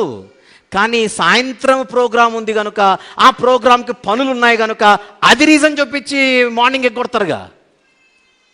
అందుకే ఆదివారం ప్రోగ్రామ్స్ పెట్టుకోకూడదు. ఆదివారం మ్యాక్సిమం డిస్టర్బ్ చేయకూడదు ప్రోగ్రామ్ని.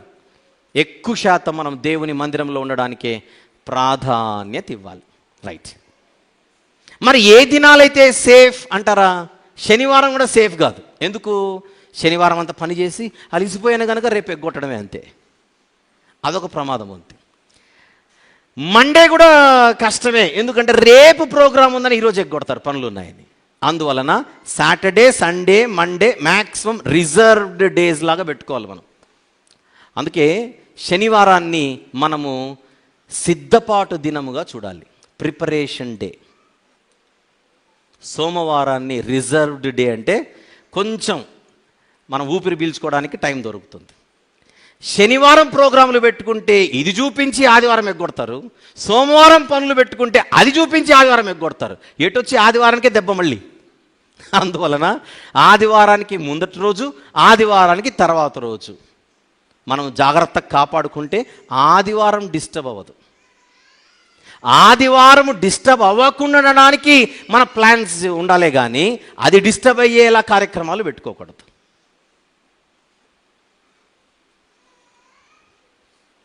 I clear?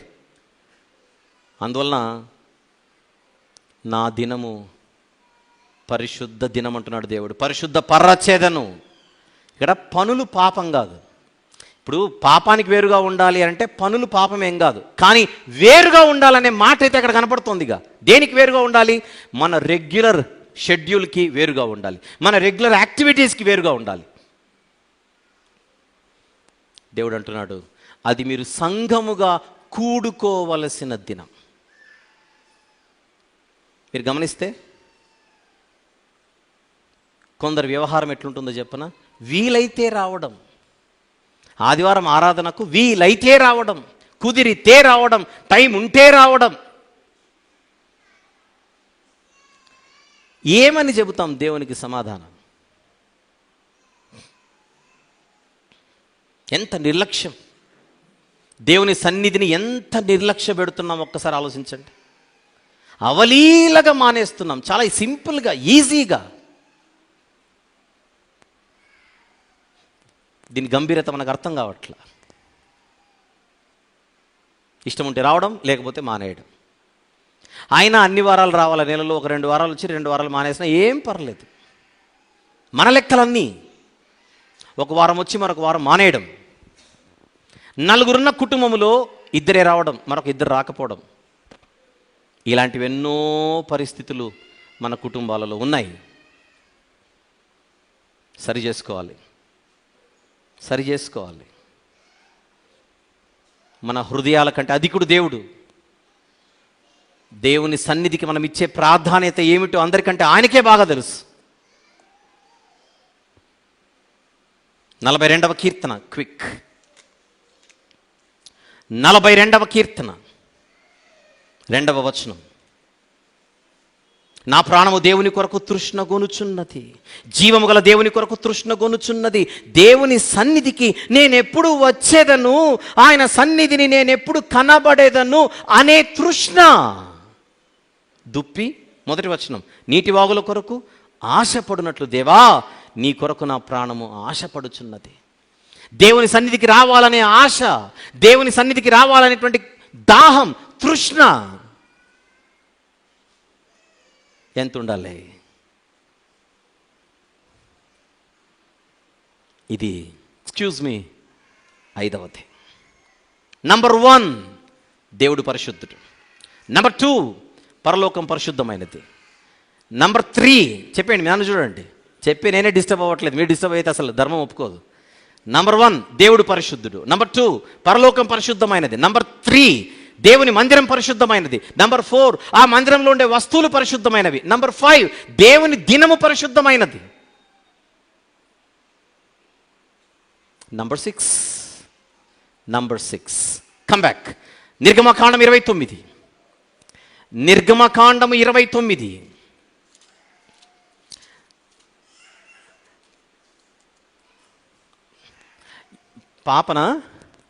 పాప ఎందుకు ఏడుస్తుందో చెబుతాను. ఇంత మంచి మెసేజ్ చెప్తుంటే కొంతమంది వాచులు చూసుకుంటున్నారని పాప బాధతో ఏడుస్తున్న ఏడుపది, అది ఏడుపుకు నిర్వచనం.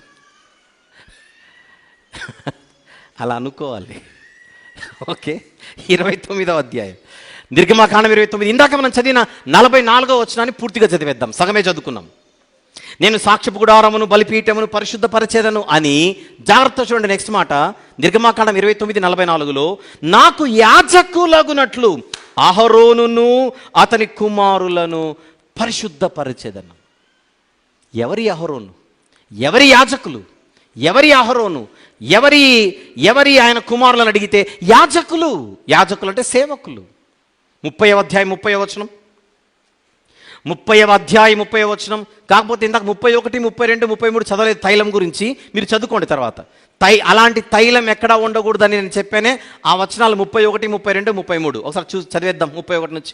మరియు నీవు ఇశ్రాయేలీయులతో ఇది మీ తరతరములకు నాకు ప్రతిష్టాభిషేక తైలమై ఉండవలెను, దానిని నర శరీరం మీద పోయకూడదు, దాని మేళనము చొప్పున దాని వంటి దేనినైనా చేయకూడదు, అది ప్రతిష్ఠితమైనది, అది మీకు ప్రతిష్ఠితమైనదిగా ఉండవలెను, దాని వంటిది కలుపు వాడును, అన్యుని మీద దానిని పోయి వాడును, తన ప్రజలలో నుండి కొట్టివేయబడవలని చెప్పు. అది తైలం గురించి. అయితే ఇప్పుడు మనం 30వ వచనానికి వద్దాం. 30 అధ్యాయం 30 వచనము 30. మరియు అహరోనును అతని కుమారులను నాకు యాజకులై ఉండునట్లు నీవు వారిని అభిషేకించి ప్రతిష్ఠింపవలెను. ఎక్స్క్యూజ్ మీ, దేవుని మందిరం పరిశుద్ధమైనది, ఆ మందిరంలోని వస్తువులు పరిశుద్ధమైనవి. కానీ అందులో పని చేసే సేవకులు పరిశుద్ధంగా లేరు అనుకోండి, మొత్తానికి మోసం. ఒప్పుకోవట్లేదు దేవుడు. మందిరమే పరిశుద్ధంగా ఉండాలంటున్నాను, మందిరంలోని వస్తువులే పరిశుద్ధంగా ఉండాలంటున్నాను, మరి నీ సంగతి ఏంటని సేవకులను సూటిగా ప్రశ్నిస్తున్నాడు. యాజకులు అంటే సేవకులు, సేవకులను ఏం చేయమంటున్నాడు? ప్రతిష్ఠించమంటున్నాడు.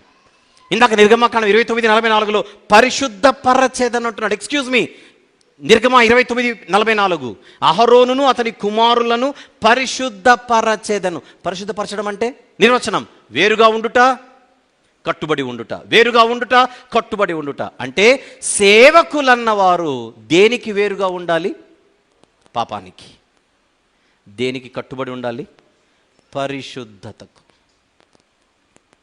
ఇది దేవుడు పెట్టిన నియమం. అన్నీ బాగున్న లోపల పనిచేసే సేవకుడు సరిగా లేకపోతే, కొంతమంది భలే చెప్తారు, ఒక ఎగ్జాంపుల్ కూడా చెప్తారు. జ్వరం వచ్చిన డాక్టరు జ్వరం మందులు ఇవ్వకూడదా అని. జ్వరం వచ్చిన డాక్టర్ గారు జ్వరానికి మందులు ఇవ్వకూడదా? పేషెంట్కి, రోగికి డాక్టర్ ఇచ్చే మందులతో పని ఉండాలే కానీ డాక్టర్కి ఏ రోగం ఉందో పేషెంట్కి ఎందుకు అనే ఎగ్జాంపుల్ వాడతారు. కరెక్టే, అది డాక్టర్కి అప్లై అవుతుంది, సేవకునికి అప్లై కాదు. బైబిల్ ఏం చెప్తున్నాడో చూద్దాం. హెబ్రీ పత్రిక 13, హెబ్రీలకు వ్రాసిన పత్రిక 13వ అధ్యాయం, క్విక్ 7వ వచనము చూద్దాం. 7 మీకు దేవుని వాక్యము బోధించి మీ పైన నాయకులుగా ఉన్న వారిని జ్ఞాపకము చేసుకొని వారి ప్రవర్తన ఫలమును శ్రద్ధగా తలంచుకొనుచు వారి విశ్వాసమును అనుసరించుడి. కింద ఫుట్నోట్లో 2 అనే చోట వారు అంతము వరకు నడుచుకొనిన రీతిని, ప్రవర్తనను, తీరును, వైఖరిని, బ్రతుకును. విశ్వాసులకు హెబ్రీ గ్రంథకర్త చెబుతున్న మాటలేమిటి? మీకు వాక్యం చెప్పే వారి బతుకును చూడండి అంటున్నాడు. బ్రతుకు, ప్రవర్తన, వారు నడుచుకొనిన రీతి.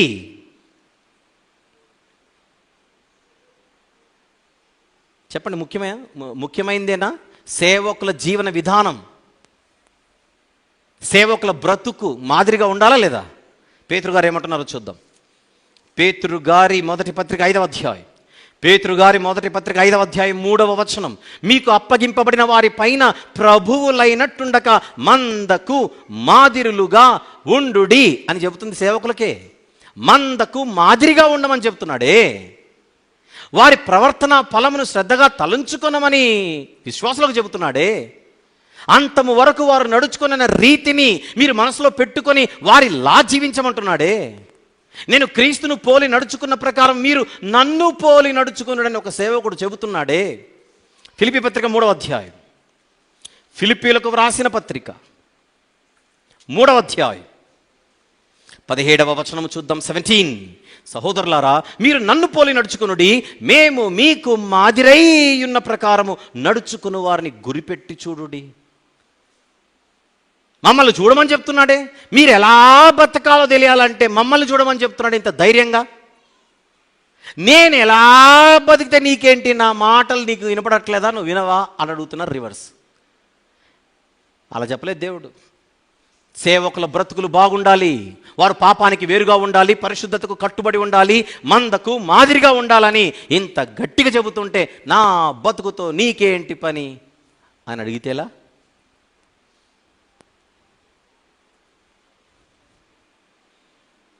ఇది నాణ్యమునకు ఒకవైపు. బతుకు బాగుండి బోధ సరిగా లేకపోతే కుదరదు. బైబిల్లో దేవుడు సేవకులకు ఏం చెప్పాడు చెప్పనా? బతుకుతో పాటు బోధ కూడా బాగుండాలి. మలాకీ గ్రంథం 2వ అధ్యాయం 7వ వచనము జాగ్రత్తగా చూద్దాం. మలాకీ గ్రంథము 2వ అధ్యాయము 7వ వచనం. యాజకులు అంటే సేవకులు సైన్యములకు అధిపతియగు యెహోవా దూతలు గనుక జనులు వారి నోట ధర్మశాస్త్ర విధులను నేర్చుకొందురు, వారు జ్ఞానమును బట్టి బోధించాలి. ఏది పడితే అది చెప్పకూడదు, ఏది పడితే అది మీరు వివరించడానికి కుదరదు. మీ బోధ బాగుండాలి, సత్యమును బట్టే మాట్లాడాలి, సత్యాన్నే చెప్పాలి.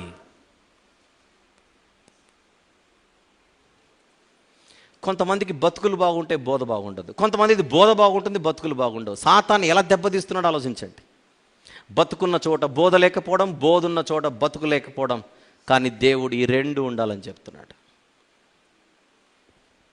యాజకులు అంటే సేవకులు, సైన్యములకు అధిపత్యకు యెహోవా దూతలు గనుక జనులు వారి నోట ధర్మశాస్త్ర విధులను నేర్చుకుందరు, వారు జ్ఞానమును బట్టి బోధించాలి. అయితే అన్నాడు కింది వచనం, 8వ వచనం, అయితే మీరు మార్గము తప్పితిరి. ఎవరితో అంటున్నాడు అన్నమాట? సేవకులతో. బోధ విషయము జాగ్రత్త, అయితే మీరు మార్గము తప్పితిరి. బోధ విషయము జాగ్రత్త, అయితే మీరు మార్గము తప్పితిరి అంటే అర్థం ఏంటి? బోధ తప్పిపోయింది. ఇందాక చూసే వచనాలలో బ్రతుకు తప్పిపోకూడదు, ఇక్కడ బోధ తప్పిపోకూడదు.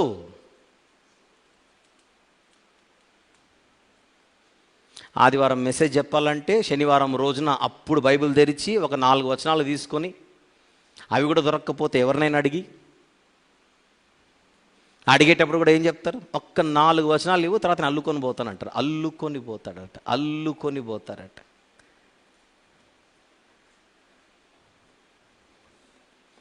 బాధ్యత, భారము, భయము. చెప్పండి. దేవుడు పరిశుద్ధుడు, పరలోకం పరిశుద్ధమైనది నెంబర్ 2, ఆయన మందిరం పరిశుద్ధమైనది నెంబర్ 3, ఆ మందిరంలోని వస్తువులు పరిశుద్ధమైనవి నెంబర్ 4, ఆయన దినము పరిశుద్ధమైనది నెంబర్ 5, నెంబర్ 6 మందిరములో ఆయన సేవకులు కూడా పరిశుద్ధంగా ఉండమని చెబుతున్నాడు. పరిశుద్ధంగా ఉండడం అంటే వేరుగా ఉండుట, పాపానికి కట్టుబడి ఉండుట పరిశుద్ధతకు. బోధకు అప్లై చేస్తే అసత్యానికి దూరంగా ఉండుట, సత్యానికి కట్టుబడి ఉండుట. దుర్బోధకు వేరుగా ఉండుట, అసలైన బోధకు, ఆరోగ్యకరమైన హితబోధకు కట్టుబడి ఉండుట. మనం అనుకున్నది వాక్యానికి అప్లై చేయకూడదు. వాక్యంలో ఏముందో అది మనం ఎక్కించుకోవాలి. ఇది 6వది. మొత్తం 7, 6 అయిపోయాయి. ఇక చివరన 7వది. 7వది ఏంటో చూద్దాం. నిర్గమకాండం 19. 7వది అనగానే మీరు ఆనందపడాలి, ఎందుకంటే ఇంకా అదే లాస్ట్ కనుక. ఓకే, ఇంకా స్పీడ్కి వెళ్దాం. నిర్గమకాండం 19వ అధ్యాయం 5-6 వచనములు నేను చదివేస్తాను. 5-6 వచనములు. కాగా మీరు నా మాట శ్రద్ధగా విని నా నిబంధన అనుసరించి నడిచిన ఎడల మీరు సమస్త దేశ జనులలో నాకు స్వకీయ సంపాద్య మగుదురు. సమస్త భూమియు నాదే కదా. మీరు నాకు యాజక రూపమైన రాజ్యముగాను పరిశుద్ధమైన జనముగాను ఉందురని చెప్పుము. నీవు ఇశ్రాయేలీయులతో పలుకవలసిన మాటలు ఇవే. ఇందాక అహరోను గారిని, ఆయన కుమారులను అంటే లేవీయులను మిగిలిన వారందరికీ యాజకులుగా ఇచ్చాడు. అది 6వ భాగం. ఇప్పుడు వచ్చేసరికి 12 గోత్రాల ఇశ్రాయేలు ప్రజలతో చెబుతున్నాడు, ప్రపంచం మొత్తముగా, ఈ ప్రపంచంలో మీరే నాకు యాజక రూపమైన రాజ్యము, పరిశుద్ధమైన జనం అన్నాడు. చూడండి 6వ వచనంలో, 6వ వచనం మళ్ళీ నిర్గమకాండం 19:6, మీరు నాకు యాజక రూపమైన రాజ్యముగాను పరిశుద్ధమైన జనముగాను ఉండాలి. మీకేమో యాజకులు లేవీయులు, ప్రపంచానికేమో మీరే యాజకులు. యాజకులు ఏం చేయాలి? దేవుని గురించి మిగిలిన ప్రజలకు తెలియజేయాలి. లేవీయులేమో మీకు బోధకులు, మీరేమో ప్రపంచానికే బోధకులు. అంటే ప్రపంచంలోని మిగిలిన ప్రజలు జీవము గల నా గురించి తెలుసుకోవాలంటే వాళ్ళు మిమ్మల్ని చూస్తే నేను కనపడాలి. రాహాబను స్త్రీ ఇశ్రాయేలీల మధ్య జరిగిన దేవుని అద్భుత కార్యములు విని ఆవిడ మారిపోయింది. రాహాబను స్త్రీకి ఎవరో వెళ్ళేం వాక్యం చెప్పలా, ఆవిడ విని మారిపోయింది, చూసి మారిపోయింది, చరిత్రను ఆమె అర్థం చేసుకొని మారిపోయింది. ఇశ్రాయేలు ప్రజల మధ్య జరిగినటువంటి కార్యములను విని ఆమె మారిపోయింది. అంటే పరిశుద్ధంగా ఉండవలసింది కేవలం అహరోను మాత్రమే కాదు, లేదా ఆయన కుమారులు మాత్రమే కాదు, లేదా లేవీయులు మాత్రమే కాదు, ప్రపంచ ప్రజల మధ్య మీరు నాకు పరిశుద్ధ జనముగా కనబడాలి. పరిశుద్ధ జనముగా కనబడడం అంటే మీరు పాపానికి చెప్పండి వేరుగా ఉండాలి, పరిశుద్ధతకు కట్టుబడి ఉండాలి. మీ బతుకును చూసి ప్రపంచ ప్రజలు ఆశ్చర్యపోయి బతికితే ఇలా బతకాలని వారు మిమ్మును బట్టి నన్ను ఎరిగి నన్ను తెలుసుకొని రావాలి. ఓహో, పరిశుద్ధత అంటే పాపానికి వేరుగా ఉండుట, పరిశుద్ధతకు కట్టుబడి ఉండుట, వీళ్ళ దేవుడు అలా ఉంటాడన్నమాట అని కనిపించే మిమ్మును చూసి కనిపించని నన్ను అర్థం చేసుకోవాలి. నా పరిశుద్ధతకు మీరు ప్రాతినిధ్యం వహించాలి అంటున్నాడు. ఇంకా కొన్ని వచనాలు టక్క రాసేసుకుంటారా? లేవియాకాండం 11:44. లేవియాకాండము 11వ అధ్యాయం 44వ వచనము. నేను మీ దేవుడనైన యెహోవాను, నేను పరిశుద్ధుడను గనుక మీరు పరిశుద్ధులై ఉండునట్లు మిమ్మును మీరు పరిశుద్ధపరుచుకొనవలెను. ఎక్కడైతే పరిశుద్ధపరచుకోవాలంటున్నాడో వెంటనే నిర్వచనం అప్లై చేసేయండి. నిర్వచనం అప్లై చేస్తేనే మ్యాటర్ అర్థమవుతుంది. 19వ అధ్యాయం అదే లేవియాకాండం 19వ అధ్యాయం మొదటి 2 వచనములు. లేవియాకాండం 19వ అధ్యాయం మొదటి 2 వచనములు. మరియు యెహోవా మోషేకి ఇలాగ సెలవిచ్చాను, ఇశ్రాయేలీల సర్వ సమాజముతో ఇట్లు చెప్పుము. లేవీలతో మాత్రమే కాదు, సర్వ సమాజముతో ఇట్లు చెప్పుము, మీరు పరిశుద్ధులై ఉండవలెను. మీ దేవుడైన యెహోవానగు నేను పరిశుద్ధుడనై ఉన్నాను. 20వ అధ్యాయం అదే లేవియాకాండం 20వ అధ్యాయము 7వ వచనం. కావున మిమ్మును మీరు పరిశుద్ధపరచుకొని పరిశుద్ధులై ఉండుడి, నేను మీ దేవుడనైన యెహోవాను. ఎన్ని మార్లు చెప్తున్నాడు ఈ మాట. అదే అధ్యాయంలో 26వ వచనం, అదే లేవియాకాండం అదే 20వ అధ్యాయం వచనం 26. యెహోవా అను నేను పరిశుద్ధుడను, మీరు నావారై ఉండునట్లు అన్యజనులలో నుండి మిమ్మల్ని వేరు పరిచితిని. ఆ మాట కనపడుతుంది చూడండి, వేరు పరిచితిని. పాత నిబంధనలో ఇశ్రాయేలు ప్రజలకు దేవుడు చెబుతున్న మాట, ప్రపంచ ప్రజల మధ్య మీరు బతకాల్సిన తీరిది. మీ బతుకును చూసి నన్ను ప్రజలు మహిమపరచాలి. ఇప్పుడు విషయానికి వస్తే, పాత నిబంధనలోని ఇశ్రాయేలు ప్రజలు క్రొత్త నిబంధనలోని క్రైస్తవులకు సాదృశ్యంగా ఉంటారు. అందుకే లేవియాకాండంలో ఉండే మాటలన్నీ తీసుకొని పేతురు భక్తుడు క్రైస్తవులకు ఒక మాట చెబుతున్నాడు. ఏంటో చూద్దాం. మొదటి పత్రిక, పేతురు గారి మొదటి పత్రిక మొదటి అధ్యాయం 14-16 వచనములు. 14-16 పేతురు గారి మొదటి పత్రిక మొదటి అధ్యాయము 14-16. నేను పరిశుద్ధుడనై ఉన్నాను గనుక మీరును పరిశుద్ధులై ఉండుడని వ్రాయబడి ఉన్నది. కాగా మీరు విధేయులకు పిల్లలై మీ పూర్వపు అజ్ఞాన దశలో మీ కుడిన ఆశలను అనుసరించి ప్రవర్తింపక మిమ్మును పిలిచినవాడు పరిశుద్ధుడై ఉన్న ప్రకారము మీరును సమస్త ప్రవర్తన యందు పరిశుద్ధులై ఉండుడి. అంటే పరిశుద్ధులుగా ఉండమని ఇశ్రాయేలుకే చెప్పాడు, మాకు కాదు అనుకోకుండా పేతురు గారు లేవియాకాండంలో ఉండే వచనాలే తీసుకొని క్రైస్తవులకు అప్లై చేసి మాట్లాడుతున్నాడంటే ఇవి నిత్య సూచనలు అన్నమాట, నిత్య ఆజ్ఞలు అన్నమాట, నిత్య సూత్రాలు అన్నమాట. ఆ రోజు ఇశ్రాయేలీలకు చెప్పబడిన మాటే మనకు కూడా చెప్పబడుతోంది. అదే పత్రికలో 2వ అధ్యాయం 9వ వచనం, అదే పత్రికలో 2:9. అయితే మీరు చీకటిలో నుండి ఆశ్చర్యకరమైన తన వెలుగులోనికి మిమ్మల్ని పిలిచిన వాని గుణాతిశయములను ప్రచురము చేయు నిమిత్తము ఏర్పరచబడిన వంశమును, రాజులైన యాజక సమూహమును, పరిశుద్ధ జనమును, దేవుని సొత్తైన ప్రజలునై ఉన్నారు. అది మీకు గుర్తుండాలి. మీరు పరిశుద్ధులుగా మార్చబడ్డారన్న సంగతి మీకు గుర్తుండాలి. పాపులుగా ఉన్న మనలను ప్రభువైన యేసుక్రీస్తు వారు ఏం చేశారు? సిలువలో ఆయన బలి అయి ఆయన అమూల్యమైన రక్తము చేత మన జీవితాలను ఆయన కడగడం జరిగింది. అంటే మనం కడుగబడిన వారం, మనం పరిశుద్ధులం. మనము పరిశుద్ధులమన్న సంగతి మనకు గుర్తుంటే పరిశుద్ధులుగా బతికే అవకాశం ఉంటుంది. మనం పరిశుద్ధులన్న సంగతి మర్చిపోతేనే మనం పాపం చేసేది. ఒక చిన్న మాట చెప్తాను. ఒకడు అన్నం తినడం మానేసి గడ్డి తింటున్నాడు అనుకోండి, అక్షరాల నిజంగానే గడ్డి తింటున్నాడు అనుకోండి, బయట ఆడేం మర్చిపోయాడు? తాను మనిషి అని మర్చిపోయాడు. అందుకే అడుగుతారు వెళ్ళి, ఒరే నువ్వు మనిషివా పశువా? గడ్డి తింటున్నావేంటి?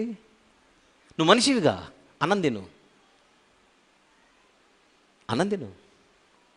ఓ, ఒక మనిషి అన్నం తినడం మానేసి నిజంగా గడ్డి తింటున్నాడంటే ఆ మనిషి తాను మనిషినని మర్చిపోయినట్టు. ఒక తల్లి తానే బిడ్డకు విషం ఇచ్చి చంపేస్తోంది, ఏదో కారణాన్ని బట్టి, స్వార్థం కోసం. ఇప్పుడు ఆమె ఏం మర్చిపోయిందో చెప్పండి? తాను తల్లినని మర్చిపోయింది. ఒక తండ్రి కసాయివాడిగా తయారైపోయాడు పిల్లల విషయంలో. ఈ మనిషి ఏం మర్చిపోయాడు చెప్పండి? తండ్రినని మర్చిపోయాడు. తండ్రినని మర్చిపోతే తండ్రిలా బతకడు, తల్లి అని మర్చిపోతే తల్లిలా బతకదు, మనిషి అని మర్చిపోతే మనిషిలా బతకడు, పరిశుద్ధుడు అని మర్చిపోతే పరిశుద్ధంగా బతకలేడు మనిషి. ఈరోజు మనందరం ప్రభువైన యేసుక్రీస్తు వారి రక్తము చేత కడుగబడి పరిశుద్ధపరచబడ్డామన్న సంగతి శిలువ దగ్గర మనకు గుర్తుంటే మనం పరిశుద్ధులుగానే బతుకుతాం. మళ్ళీ పాపానికి అలవాటు పడుతుంటే ఏం మర్చిపోతున్నట్టు? పరిశుద్ధులమని మర్చిపోతున్నట్టు. అందుకే వాక్యం పదే పదే పదే పదే గుర్తు చేస్తుంటుంది. అలా గుర్తు చేయకూడదని చెప్తారు మనోళ్ళు కొంతమంది. మీరు పరిశుద్ధంగా బతకాలని మనం చెప్పకూడదు. పరిశుద్ధంగా బతకాలని మనం బోధిస్తే, మనలాంటి వాళ్ళు బోధిస్తే అలా చెప్పకూడదు, అలా చెబితే ప్రాబ్లం, అసలు అలా చెప్పకూడదు, మీరు ధర్మశాస్త్ర బోధకులు. పాపం పౌలు గారికి ఇంత జ్ఞానం లేక ఆయన ఏమంటున్నాడు చూద్దాం ఒకసారి. కొరింథీ 2వ పత్రిక. వీళ్ళు ఆ రోజుల్లో ఉంటే బాగుండేది, పౌలు గారి చేత వేరే పత్రికలు రాయించేవాళ్ళు. పాపం పౌలు గారు కొరింథీ 2వ పత్రిక 6వ అధ్యాయంలో 14వ వచనంలో ఏమంటున్నాడో చూడండి ఒకసారి. కొరింథీ 2వ పత్రిక 6:14. కొరింథీ 2వ పత్రిక 6:14. మీరు అవిశ్వాసులతో జోడుగా ఉండకుడి, నీతికి దుర్నీతితో ఏమి సాంగత్యము, వెలుగునకు చీకటితో ఏమి పొత్తు. అంటే కొరింథీ అనేటువంటి ప్రాంతములో ఉన్న క్రైస్తవ సంఘం అది. ఆ క్రైస్తవ సంఘంలో ఉన్న వాళ్ళు క్రైస్తవులు, కానీ వెలుగుగా ఉండాల్సిన వారు చీకటితో పొత్తు పెట్టుకుంటున్నారట. అడుగుతున్నాడు ఏమని? అలా ఉండకూడదు మీ బతుకు. ఏం పొత్తది, ఏం సహవాసం అది? వాళ్ళ ప్రభావం మీ మీద పడడం ఏంటి? దుష్ట సాంగత్యము మంచి నడవడిని చెరిపేస్తుందని ఈ పౌలు గారే కదా రాసింది. 7వ అధ్యాయం, అదే కొరింథీ 2వ పత్రిక 7వ అధ్యాయం 1వ వచనం. ప్రియులారా, మనకి ఈ వాగ్దానములు ఉన్నవి గనుక దేవుని భయముతో, చూడండి మాట నెక్స్ట్, పరిశుద్ధతను సంపూర్తి చేసుకొనుచు శరీరమునకును ఆత్మకును కలిగిన సమస్త కల్మషము నుండి మనలను పవిత్రులుగా చేసుకొందుము. ఆల్రెడీ పరిశుద్ధులైన వాళ్ళకే పత్రిక రాస్తూ ఏమిగా ఆయన జాగ్రత్త పడమంటున్నాడు? పరిశుద్ధతను సంపూర్తి చేసుకోవాలి మనము, శరీరమునకు ఆత్మకును కలిగిన సమస్త కల్మషము నుండి మనల్ని పవిత్రులుగా చేసుకోవాలని చెబుతున్నాడు. ఎందుకు? క్రైస్తవులైన వాళ్లకు, ఆల్రెడీ శిలువ రక్తంలో కడుగబడినటువంటి వారికి మరలా కల్మషము నుండి మీరు జాగ్రత్త పడాలి, కల్మషము నుండి పవిత్రులు అవ్వాలని ఎందుకు చెబుతున్నట్టు? మాలిన్యం అంటుకుంటోంది, జాగ్రత్త. మీరు పరిశుద్ధులన్న సంగతి మర్చిపోతున్నారు, జాగ్రత్త.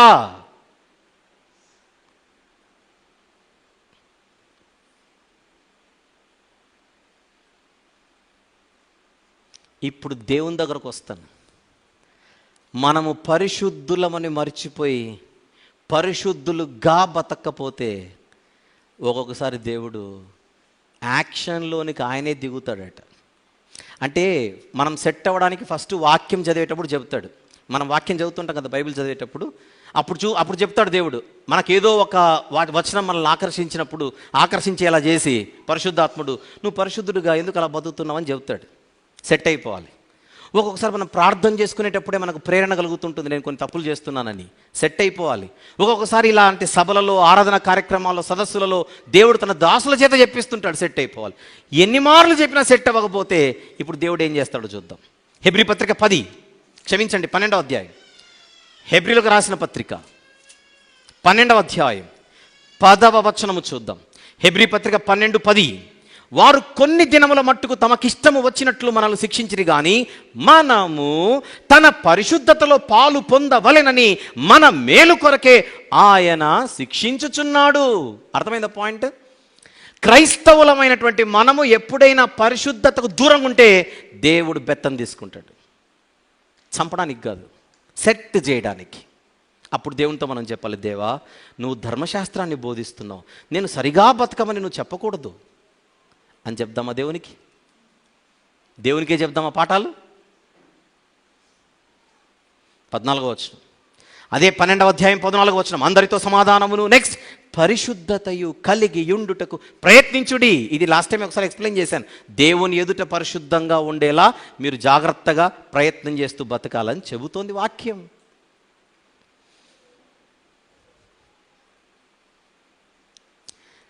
ఇప్పుడు విషయం చెప్తాను. క్రైస్తవులమైనటువంటి మనము సేవకులు మాత్రమే కాదు పరిశుద్ధంగా ఉండవలసింది, విశ్వాసులు కూడా బాధ్యతగా బతకాలి. సమాజంలో బతికేటప్పుడు విశ్వాసులు కూడా మాదిరిగా బతకాలి. విశ్వాసులు కూడా దేవునికి ప్రాతినిధ్యం వహించాలి.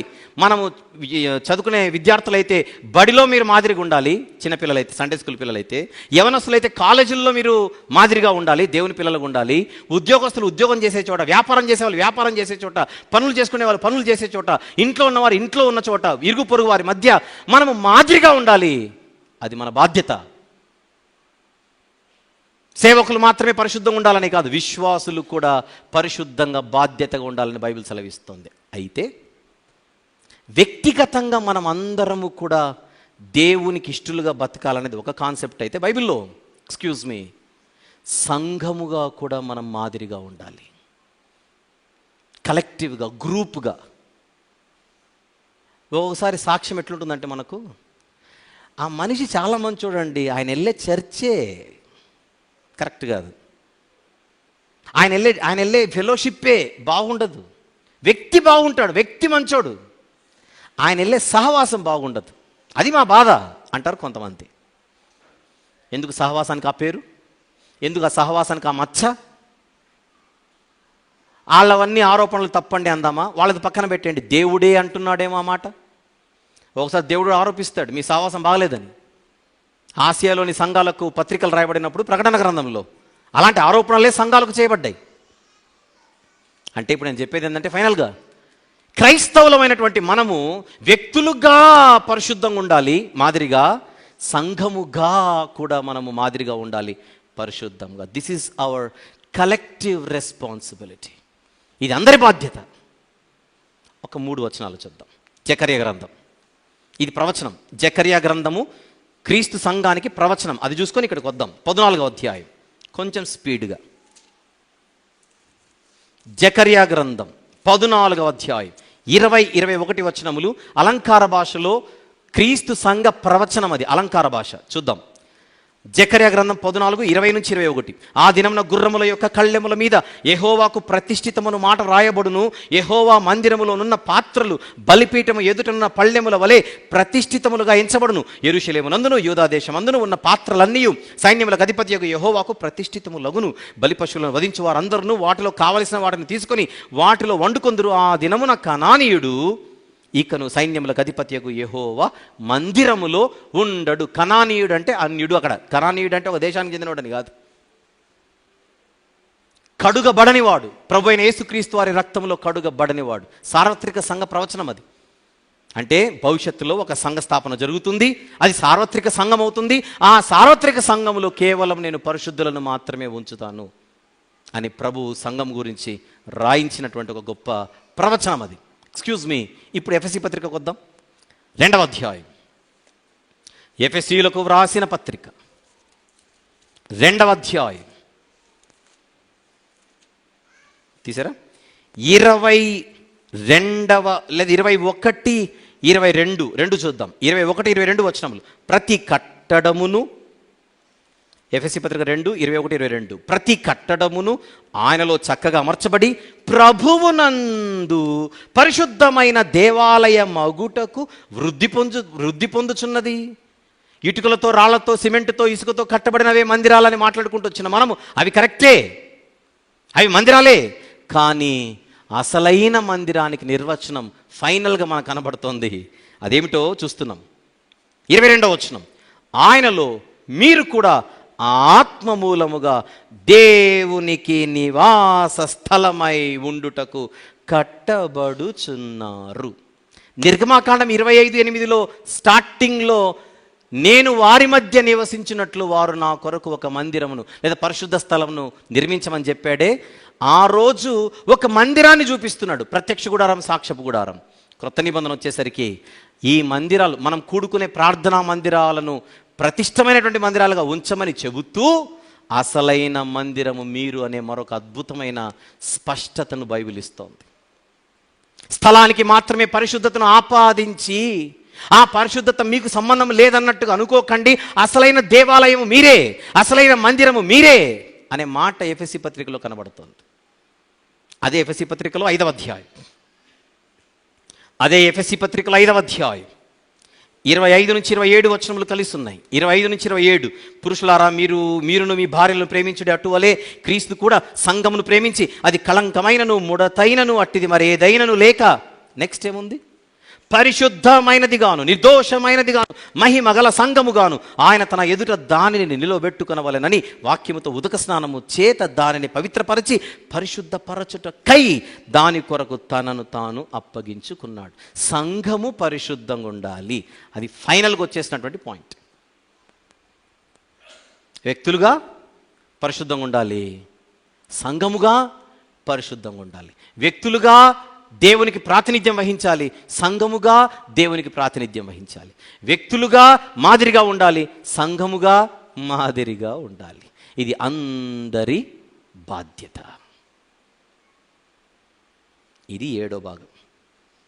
చెప్పండి. నంబర్ 1, దేవుడు పరిశుద్ధుడు. నంబర్ 2, పరలోకం పరిశుద్ధమైనది. నంబర్ 3, ఆయన మందిరము పరిశుద్ధమైనది లేదా మందిరాలు. నంబర్ 4, ఆ మందిరాలలో ఉండే వస్తువులు పరిశుద్ధమైనవి. నంబర్ 5, ఆయన ఏర్పరిచిన దినం, సంఘపు దినం పరిశుద్ధమైనది. నంబర్ 6, ఆయన సేవకులు పరిశుద్ధులుగా ఉండాలి. నంబర్ 7, విశ్వాసులందరూ కూడా పరిశుద్ధంగా ఉండాలి. పరిశుద్ధంగా ఉండడం అంటే నిర్వచనం ఏమిటి చెప్పేయండి. వేరుగా ఉండుట, కట్టుబడి ఉండుట. దేనికి వేరుగా ఉండుట? పాపానికి, చీకటికి, నలుపుకు. దేనికి కట్టుబడి ఉండుట? పరిశుద్ధతకు, వెలుగుకు, తెలుపుకు. అంటే నల్ల రంగును అసహించుకోమని కాదు. ఆత్మీయంగా నలుపు, చీకటి, పాపము ఒక అర్థాన్ని ఇస్తున్నాయి. ఆత్మీయంగా వెలుగు, తెలుపు, పరిశుద్ధత ఒక భావాన్ని ఇస్తున్నాయి. అది పట్టుకోవాలి. ఆమె క్లియర్? ఇది దేవుని పరిశుద్ధత. ఇప్పుడు చెప్పండి, బైబిల్ మనకు కనిపించే మందిరాన్ని చూపించి, కనిపించే వారిని చూపించి ఒక నిర్వచనాన్ని ఇచ్చి, ఇది మీకు అర్థమైతే ఆయన పరిశుద్ధత అంటే ఆయన నిత్యము పాపానికి వేరుగా ఉంటాడు, ఆయన నిత్యము పరిశుద్ధతకు కట్టుబడి ఉంటాడు. ఆయన పరిశుద్ధుడై ఉన్న ప్రకారము మనము కూడా పరిశుద్ధులై ఉండాలి అనే మెసేజ్ వస్తుంది. దేవుని పరిశుద్ధత ఏంటో మనకు అర్థమైతే మనము పరిశుద్ధంగా ఎలా బతకాలో ఇప్పుడు అర్థమవుతుంది. దేవుడు పరిశుద్ధుడు, రైట్, ఐ నో అంటే సరిపోదు. ఆయన పరిశుద్ధుడు అంటే ఏంటో ఇప్పుడు అర్థమైందిగా మనందరికీ. ఆయన ఎప్పుడు పాపానికి వేరుగా ఉంటాడు, ఆయన ఎప్పుడు పరిశుద్ధత కట్టుబడి ఉంటాడు. అదే ఫార్ములా మన జీవితాల్లో కనబడి తీరాలి. మనం ఎప్పుడు వేరుగా ఉండాలి, మనం ఎప్పుడు కట్టుబడి ఉండాలి. మనం పరిశుద్ధంగా బతకాలంటే అది కష్టమేమీ కాదు.